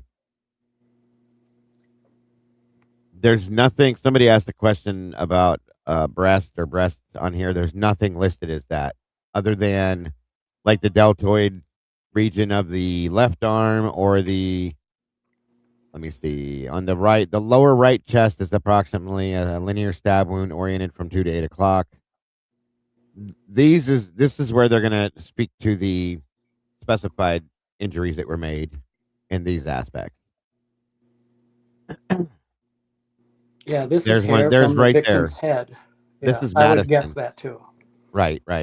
This one's Madison. Somebody asked about that. So it says on the upper left breast are 2 gaping linear stab wounds. We'll giggle real quick before we. Are you going to go through her entire autopsy? No, I'm reading this part about somebody asked a question about their breast.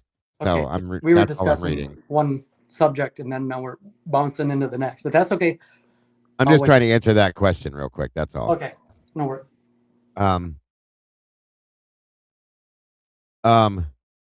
This is Madison though. Okay, and so I think this is what that was. The upper left breast are 2 gaping linear stab wounds measuring approximately 1.5 to by a half inch inferior and 2 by 7/8 inches superior inferior wound is oriented from 10 to 4. Okay. So there, hopefully that answers that question there. There is specified injuries on that region alone. So now real quick, give me 1 quick second. I want to see something. 1 minute. And then we'll move back down where we're supposed to be, where I want to be going to. Just give me a quick second. Where are you going to? I just want to check on Kaylee if there's the same statement made about that part of her body. That's all I want to look real quick, and then I'm going to head downward, looking for this other document that may show if this hair existed.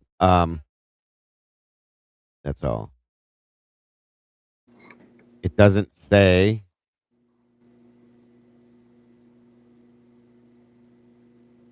Hold on. 1 minute here. Should be here.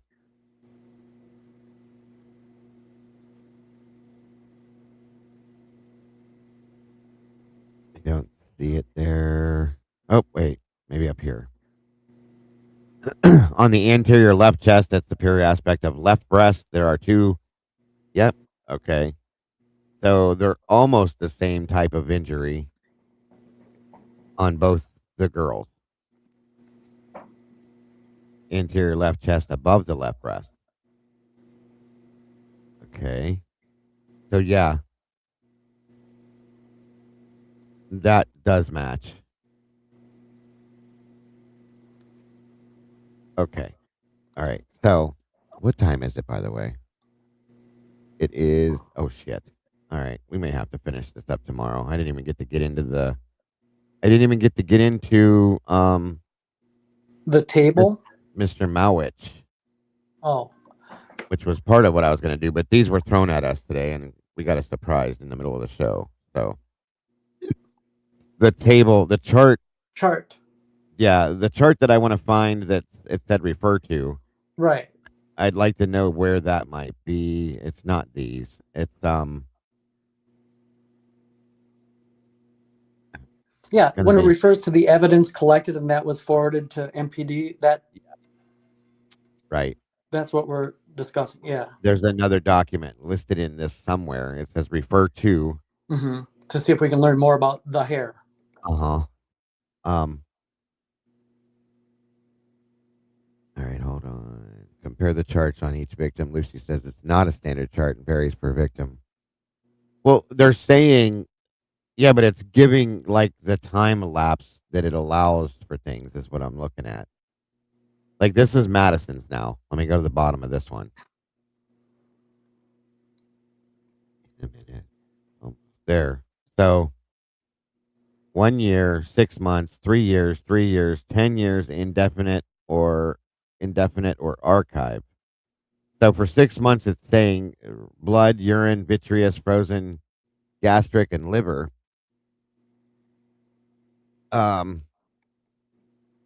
At 6 months. Then in a year, it says you can body fluid organ evidence retention summary chart. So that's what I'm saying. It's stating like how long you can retain these items is what this chart does. Okay. It's table chart, whatever you want to call it. Oh, and then okay. At a year, it says for a year you can retain bullets, ligatures, other items of physical evidence, such as hair, for a year. For 3 years, you can retain frozen red top, frozen purple top. For 3 years, you can retain formalin fixed tissue, including whole organs fixed in formalin, which is a liquid used to retain it. To like almost like formaldehyde or something like that. For 10 years, histology blocks, which is blocks that they will cut and save. Indefinitely, you can save microscopic slides, and then indefinite or archive, you can retain fingerprint cards and blood cards. But so all this is basically stating is that you can retain bullets for up to a year, and ligature, like if their hands were tied together, okay, by a string or something, those are good for a year. And other items of physical evidence and things like hair and stuff are good for a year. That's all this does. Body fluid, organs, evidence, retention, summary. That's all that does. But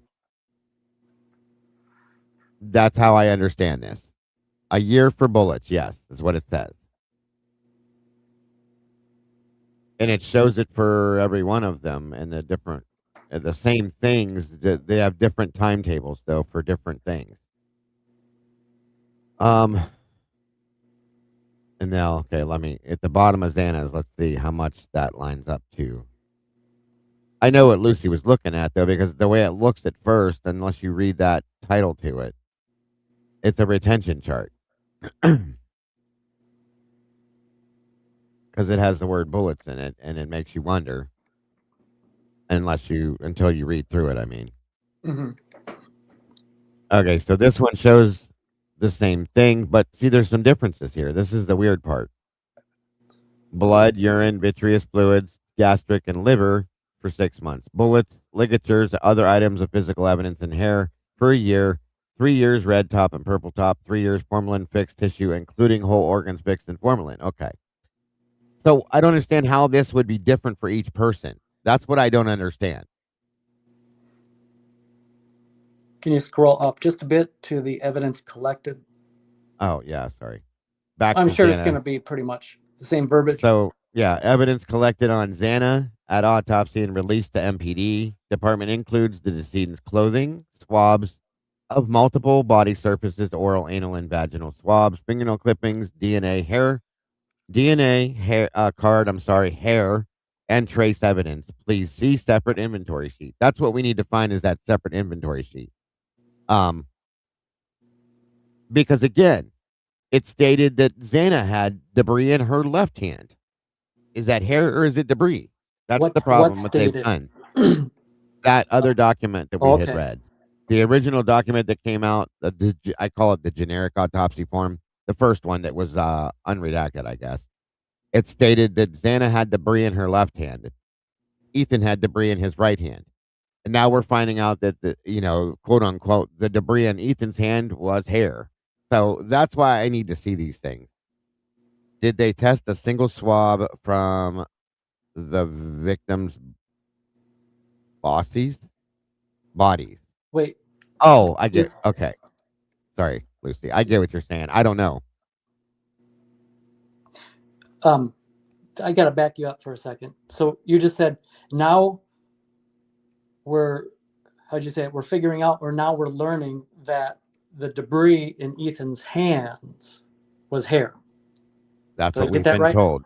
That's what we've been told recently. Right. Yes. My question would be, where did you get that? It came from the book. Okay. The Chris Wickham book. So in other words, unless we have photographs of that. He claimed that he got that information from documents that have not been seen to this point, and then said that he saw it in the, I believe he said he saw it in his hand at some point. So, in an FBI doc. There you go. Thank you. That's what I was trying to say. And it came from a filing. So, there again, oh, bro, and I agree with that. I'm just telling you, we're hearing that recently. I'm not saying it's fact, okay? Don't take that. We've been told recently, let me rephrase what I'm saying. We've been told recently that the hair in Ethan's hand, or the debris in Ethan's hand was hair. That's what I was trying to say. I'm sorry. and it was in the book, but they're saying that Turvey said it. Turvey said it, not Turvey. Jesus. In an FBI documentation. Okay. So with this medical examiner's report, we're no closer to solving that. not yet, not until we can find this other hold on. Where's it at? Evidence collect. This other inventory sheet is what I want to look at. I want to go through this other inventory sheet if it's in here and see if it defines anything, as in hair found in right hand of Ethan Chapin or something like. It should say something like that somewhere. I would imagine. It's literally in this document. Okay. Can you put that backstage or back in Discord for me, Lucy, so I can open it then? I can't open it here. If it says it in there, I'll just pull that and open that up. And then we'll have it'll say it right there.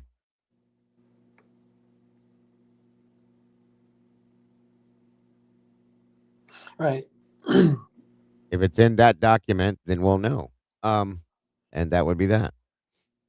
1 minute. Let me check, see if Lucy. Hang on.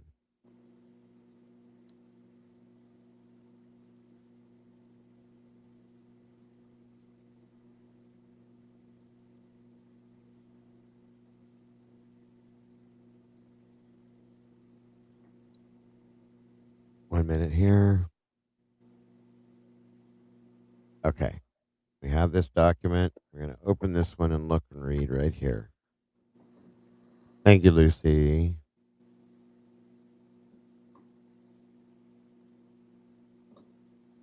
Okay.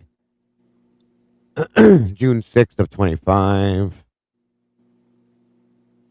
Stipulated motion to the admission of additional exhibits as evidence at trial.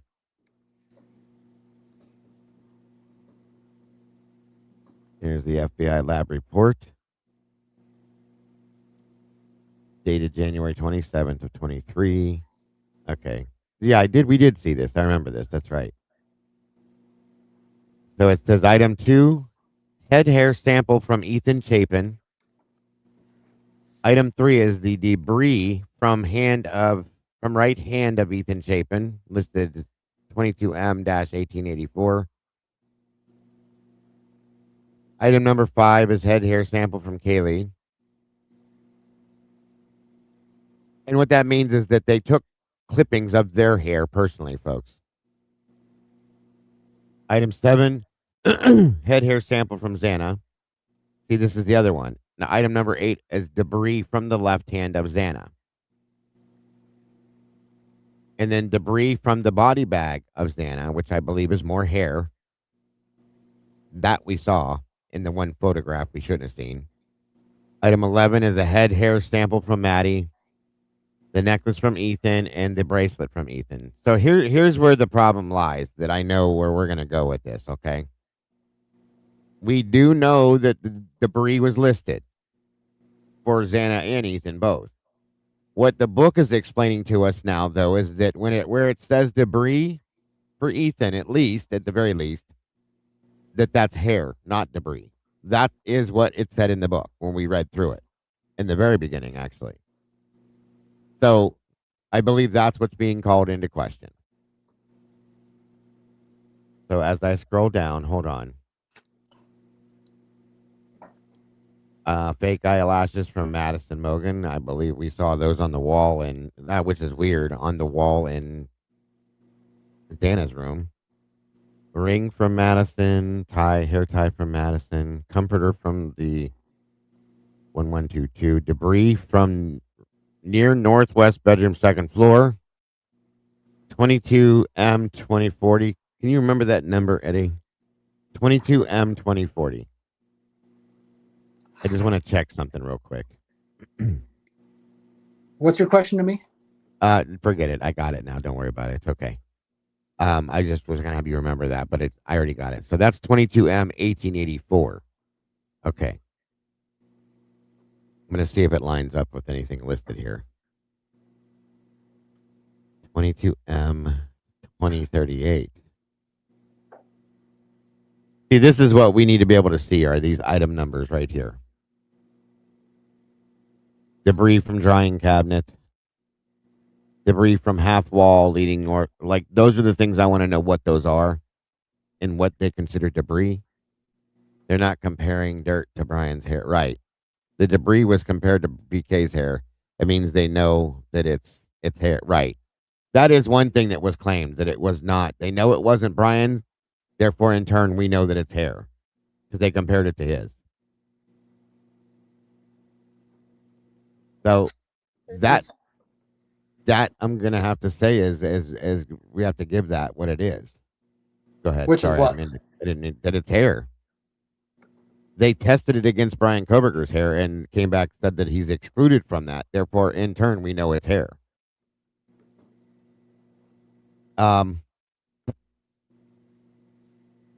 Head hair sample from there. It is right there. Right. There We it just is. don't know the quantity or any description of it as far as length or color. Well, it's Texture. listed. Um, The way it was described was it was like a dirty blonde color, and in turn, we're told to look in the crime scene photographs of Xana's bedroom on the floor and on the bed frame, and we see hair there as we've looked at, and it does match the color, the type, the length. So Right. That's though not. that's that he said it came out of Ethan's hand at that point, and they did the macro analysis of it is how they come to the conclusions on the other side of it. And then we have the head hair sample and arm hair sample from Brian here too, is what I was pointing out here. So, I mean, I'm not gonna fight that part of it because it's obvious that it's just it's hair as far as I'm concerned. There's no reason for me to argue that point. They tested it against his hair and said it's not his. And we see it in the floor on the photograph and on the bed frame. And those things were claimed as well. That's the same hair from there. So I don't know. Right, Yeah, we they don't test- know what hair it is, though. Well, no, we don't what I know was whose saying. it is, but it's not Brian's, is what where they it said. originated from. Was it always in that bedroom? How much of it? Well, it was in his hand. So the guess is that, considering the circumstances, it was in his hand, glued to his hand with coagulated blood, they said. And in turn, the decision based on that situation is that it was yanked from somebody or another person. I don't know any. What other way would you end up with hair in your glued to your hand with blood? That's quite a stretch. I mean, that's taking a lot of liberty to put all that together. I mean, there's no way to do that with that bit of information that we have, though, right? Where would you think it would come from? Well, I haven't seen any. I can't guess on that. I haven't seen anything. I'd like to look at it first and see what I'm looking at. That I understand. Well, I show you, or I thought I showed the video or the picture of the hair on the floor and on the bed frame. I've seen that, but that doesn't answer any of our questions. That's just us saying, assuming that. The way it was stated to us from the book part of it said that hair came out of his hand when his hand fell down beside the bed, and then the rest of it was still in his hand. The rest was on the floor, how he explained it. Right. I mean, with all the blank spaces and empty holes in the story, if that's how you do that, I'm not going to fault you. I mean, but I don't do it like that. I can't say for sure if that's exactly what we're looking at and how it is. Right. That's what Lucy's saying is what I was trying to say, is that they tested the debris from Ethan's hand against Brian's hair.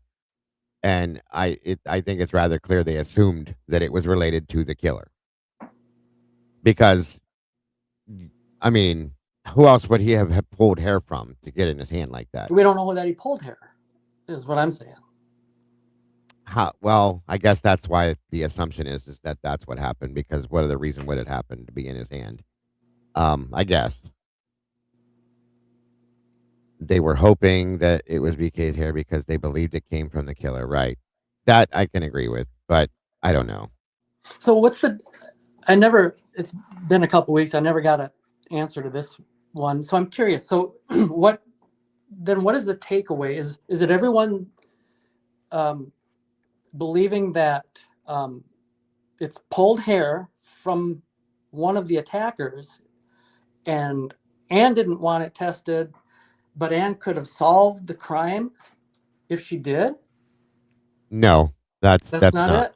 What that's is it not then? that Anne didn't want it tested. Nobody understands that part of it. But if it would have been tested, if she would have asked for it to be tested, it would have changed the state's case, because their case, as we talked about yesterday, was one perpetrator, Brian Koberger. So Mhm. if the hair would have been tested and it didn't belong to anybody that was already listed, possibly, or say, let's say it came back to Dylan Mortensen, okay, what would that have said to the situation then? How did Ethan Chapin get a big glob of hair pulled from the roots out of Wait. Dylan's head? You have to pardon me. A big glob? Yeah, he said it was a big. He held his hand up and said it was a big glob of it, like this, Well, whatever you that's want to just call it. Turvey saying it. That's how it was described in the book. Yeah, from Turvey, I guess. Anyway, the point again is, if they would have tested it, if they had tested it and say, and again, I'm not saying this is what happened, so please don't anybody run with this. I'm saying if it would have come back to belong to Dylan Mortensen, for instance, and it's glued to his hand with coagulated blood, a big handful of it. Yeah, it wasn't just a few strands, is what you can see laying in the pictures, they said, so on and so forth. Anyway, if it would have been hers, how would that have been explained then? Well, So that's depending on, why. I mean, it really depends on how much we're talking about. Like, she was scalped in a portion of her hair, so well, Dylan, that's one thing. But it was not affected by the killers. That's what I'm saying. If it had come back to belong to her, Dylan Hildreth, your camera's on, bud. Here, I'll just move this for right now. Okay. No, meaning I understand the pics, but what I'm saying is I don't look at the pics and then say, that's that answers that's the hair we're talking about, and that's the hair. First of all, that hair, the one thing doesn't even look like hair. I don't know what it looks like, but Which one thing? The one on the floor or the one on the picture bed? isn't clear enough for me to take away that's hair. The big glob of it. Oh, I can clearly tell you it's hair. I blew it up as big as I could. You know what I'm talking about? Can you hear me? Can anyone hear me? I can. Can you hear me? Yes. No, he can't hear me. It was definitely hair. I don't know what Dylan is doing, but I'll pull him down for now. Once Eddie comes back up here and we finish this, we're gonna shut it down for the day. Here we go. Can you hear me now? Yeah, I can hear you now. Okay. I could hear you. You just couldn't hear me. So when we pulled the photograph up, I blew it up. And the hair that's on the floor in that bedroom is definitely hair. As far as I'm concerned, it looks just like hair to me. It's mixed with blood. The floor, yeah, I kind of would say that would be hair. The white bed frame that was right next to the same spot on the floor is hair as well. Not as much, but it's still hair. And it's kind of twirled around into the blood on the bed frame too. Beyond that, that's the only hair I saw there. And according to the statement that was made, he was told by somebody else that Ethan's hand, Chris Whitcomb was, the way he explained it, Ethan's hand had dropped down into the crack between the wall and the bed, and that's how that hair ended up there. Some of it fell out of his hand. The rest of it, because of the coagulated blood in his hand, was basically glued to his hand. It was very hard to remove.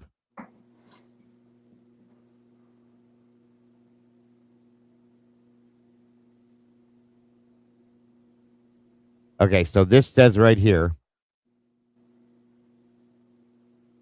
The microscopic examination of hairs is accomplished by using stereomicroscopy, comparison microscopy, and the presence or absence, appearance, arrangement, and distribution of the characteristics within the cuticle, cortex, and medulla of the hairs are examined and may be compared during a hair examination. Is that what you were saying to look at, Lucy? The results of trace evidence, hairs and fibers. Oh, right there, yeah. The results of the trace evidence examinations, hair and fiber, are included in this report. So there, that would explain all that at that point.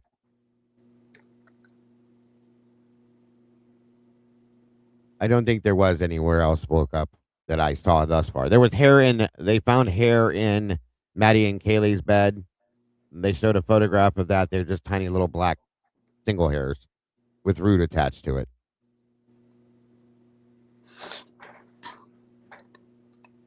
So, and that's right. It was labeled to be deceitful. This hair that was pulled out of the attacker's head was labeled debris to be deceitful. It went unnoticed by Anne and team. Turvey discovered it, brought it to Anne's attention, and Anne said, not interested. Is that, do I have that right? Anne didn't discover it or wasn't aware of it because there was so much discovery that she was weighted down by. So he found it. Is that right, Daigle? I'm guessing because Tomboy, yeah. Yes, I'm sorry. And what Tomboy just said was the hair on the bed frame, they were not collected until Turvey and Ann Taylor collected those after Turvey came on board. And Tomboy just said no to what you said. Moonflower says yes. I have it wrong, Tomboy? How do you not follow it? The hair was there, okay, the whole time, but it was labeled as debris. Right. So it was mislabeled. I covered that. I just right, which I believe to be because yes, they were being deceitful. So Anne didn't know. She brought Turvey on. He said, "Oh, look here, Anne. They're pulling a fast one. Do you want to have this tested?" And she says, "Not interested. Let's not do that." That's basically what he said. I don't think she said that in that. Well, way. that's. He said she just didn't do it. She never really gave him an answer. She just never did it when he gave her when he told her you should have this tested. She never did it. That's how he explains it. I'm not buying it. I don't believe it. Why not? I don't believe that story. I mean, why? Why?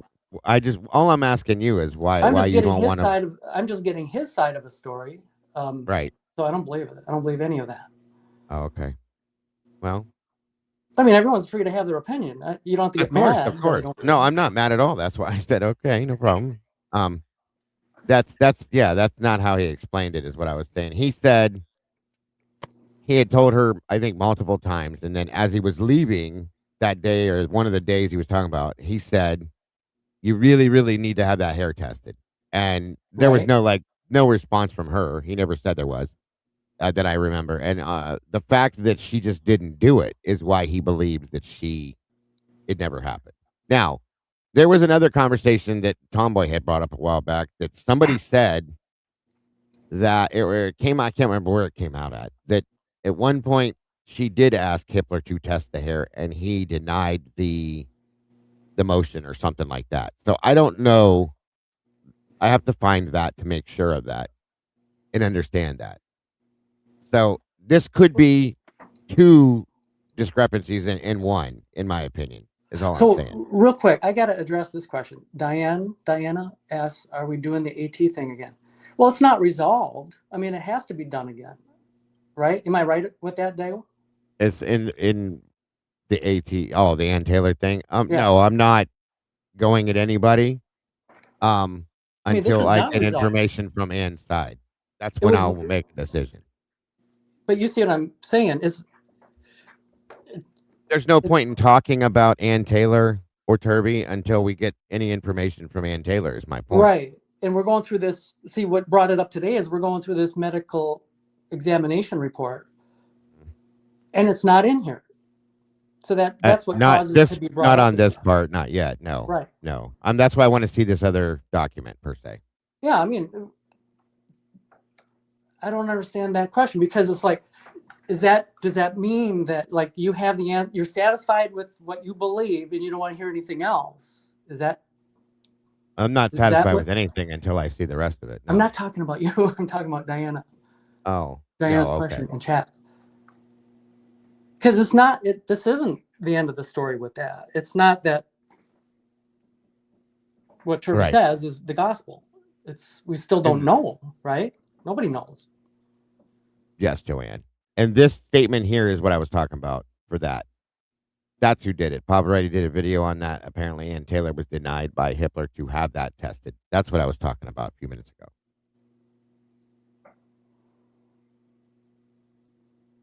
So, here's my question then. And then, like I said, we're going to have to bring it to a close because we've been here almost 4 hours. Why did that happen? Because this is a very simple thing. If Ann's, made a motion to Hitler and said, listen, we need to have this tested, Your Honor, so on and so forth, why did he deny it? That's what I want to know. Because that's a really basic, stupid thing to deny. Did we cover that the last time we discussed this? I don't remember that. Tomboy had thrown it up, but it was, I think, we were in the midst of something else. Hitler okayed testing of one of the hair samples, then reneged was my yeah, that's what we were saying. Yeah. Well, I'm gonna have to go look into that, see if we can find that in a hearing. Yeah, I'm over it too, until I can get, like I said, we need to hear from the defense on this and find the answer to that. Find a hearing that happened in, possibly find a motion that was put out and where it was denied. That's what I want to find out. Yeah, at 6:00. So at that point, that'll be the answer to that question. I think a finality to it somewhere. But I do want to see this other document they're talking about in here, this other chart they're saying to refer to see if there's anything listed there at some point too. So Pav did a video on that. Apparently, AT was denied by Hitler to have it tested. Yeah, that's what I had just thrown up on the screen there. Well, he would have got that from a document or something, right? I mean, I imagine. I don't know where he gets all his stuff from, but I must probably. not have seen that Pav video. Yeah, I don't know which one it is because I remember seeing it either. I was just told about it. Like I said, I missed some of his stuff from time to time. He wouldn't just come out with that and without like giving the receipt of that. Right. Hair found would be forensic evidence, not an autopsy results. Right. But if they have evidence, that's what I'm saying. It would be, it's listed on the evidence. There's another, I can't think of what the hell they call the document in here. Refer to evidence chart is what it was. So that's what we have to go back and look at and see where it shows it on there, if it does.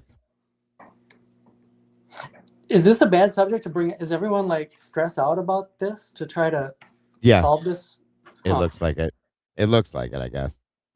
Because it's a back and forth that can't be answered. But until we get more information for it, obviously. Right. Then we'll be able to answer it at that point, I believe. And I hope because it's a point of it's an important question to answer. Sure. Yeah, absolutely. It needs to be. Because there at that point it'll show the reason why I think it's an irritant is because it leads back to the whole Turby Taylor situation again. Well, yeah, people are entrenched, and I covered this. It's like too much entrenched. There's people that do fully and have no problems believing what he said, and there's people that absolutely don't. So, and it separates it down the middle, which is what I'm stressed over the testing because I can't. Right, that's how I feel about it too, because we can't get a straight answer. That's what causes a lot of that stress. I agree with that. And all I keep saying is let's verify this. Why pick sides? I'm not entrenched or picking any side. I'm just like Right. Well, That's the how do best we way to prove do it. this? Let's prove that before we just take this as gospel. There's the problem. We can't do that yet. So I think it's extremely important whether or not she asked for it. Yeah, it is. It is very much important. If it's true that she didn't, then we have a problem. And if she did ask and Hitler denied it, we already know the problem. And if it's not true at all, then that's another big problem because then we have somebody making up information that's not true. So that's what we need to differentiate between. So I agree with you, SRV, on that one for sure. NV FBI to NBC equals NBC to Whitcomb equals DM to BF. I'm so screwed. Oh, I get it. Okay, no problem. I see what you're saying there, Lucy. How quick Always do you have being to funny. get out of here, Dago? I have to go because my wife's giving me looks. I should have been out of here a while ago. I didn't realize it at the time. Why? What's going on? I just want to observe your timeline is all, just to not keep you any longer than you need to.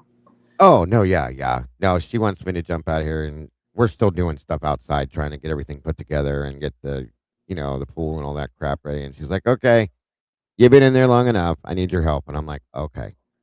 So that boss is the boss. It happens. In the summertime, it's rare that you guys will get to keep me in here on a regular, a whole day basis when she's home. When she's home. When she's at work, it's not a big deal. But when she's home, the boss is the boss, like I said. But I appreciate you being here, Eddie, for sure. Dylan. Did we have somebody else in here? Oh, Tomboy.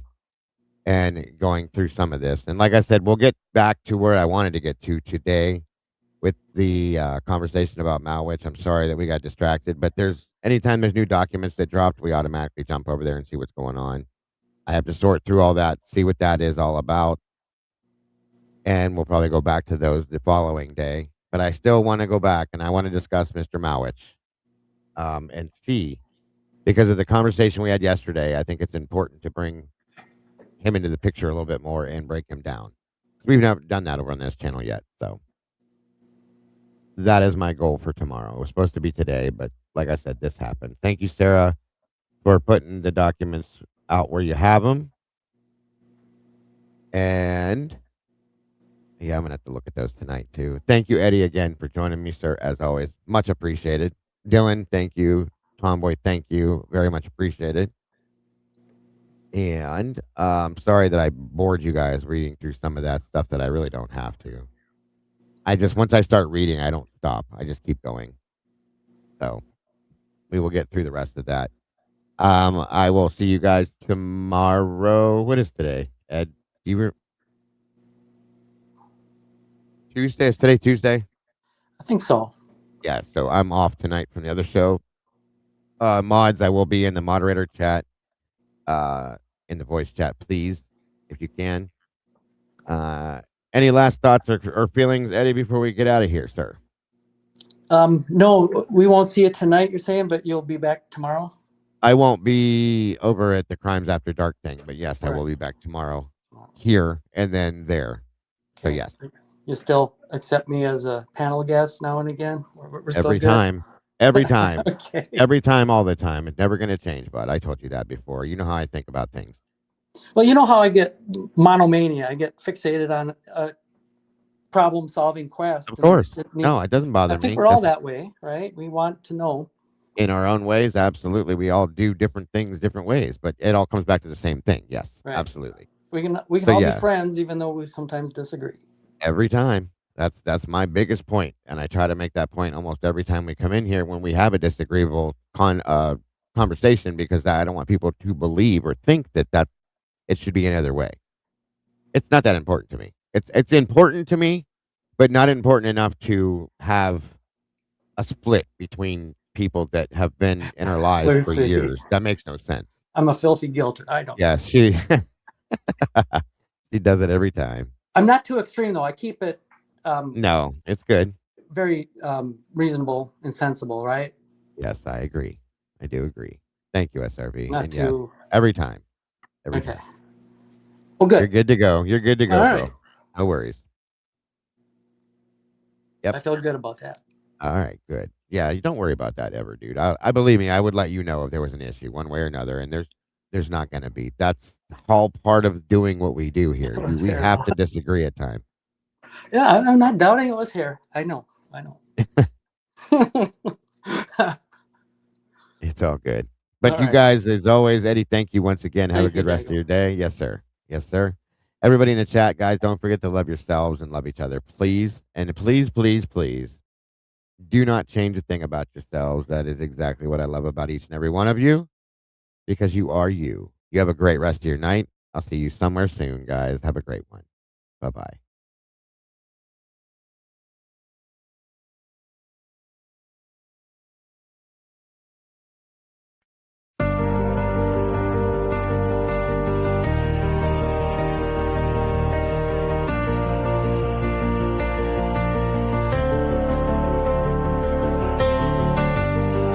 The coffee's cold, the final stain.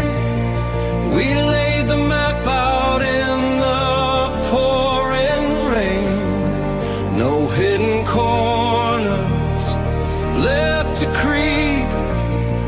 The dark truth woke while the city was asleep. The evidence lines up straight and true. A perfect picture of what they chose to do. The quiet street erupts in flashing light. A reckoning delivered in the night.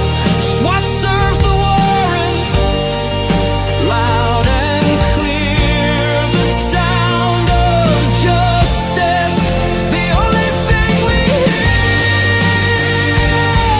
At the TruCrime Cafe, we watch the suspect finally pay.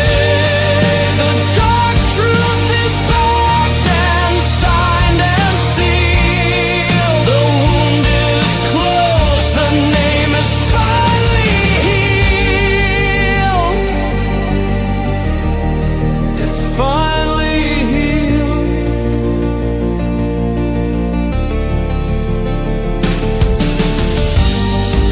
The cafe's empty,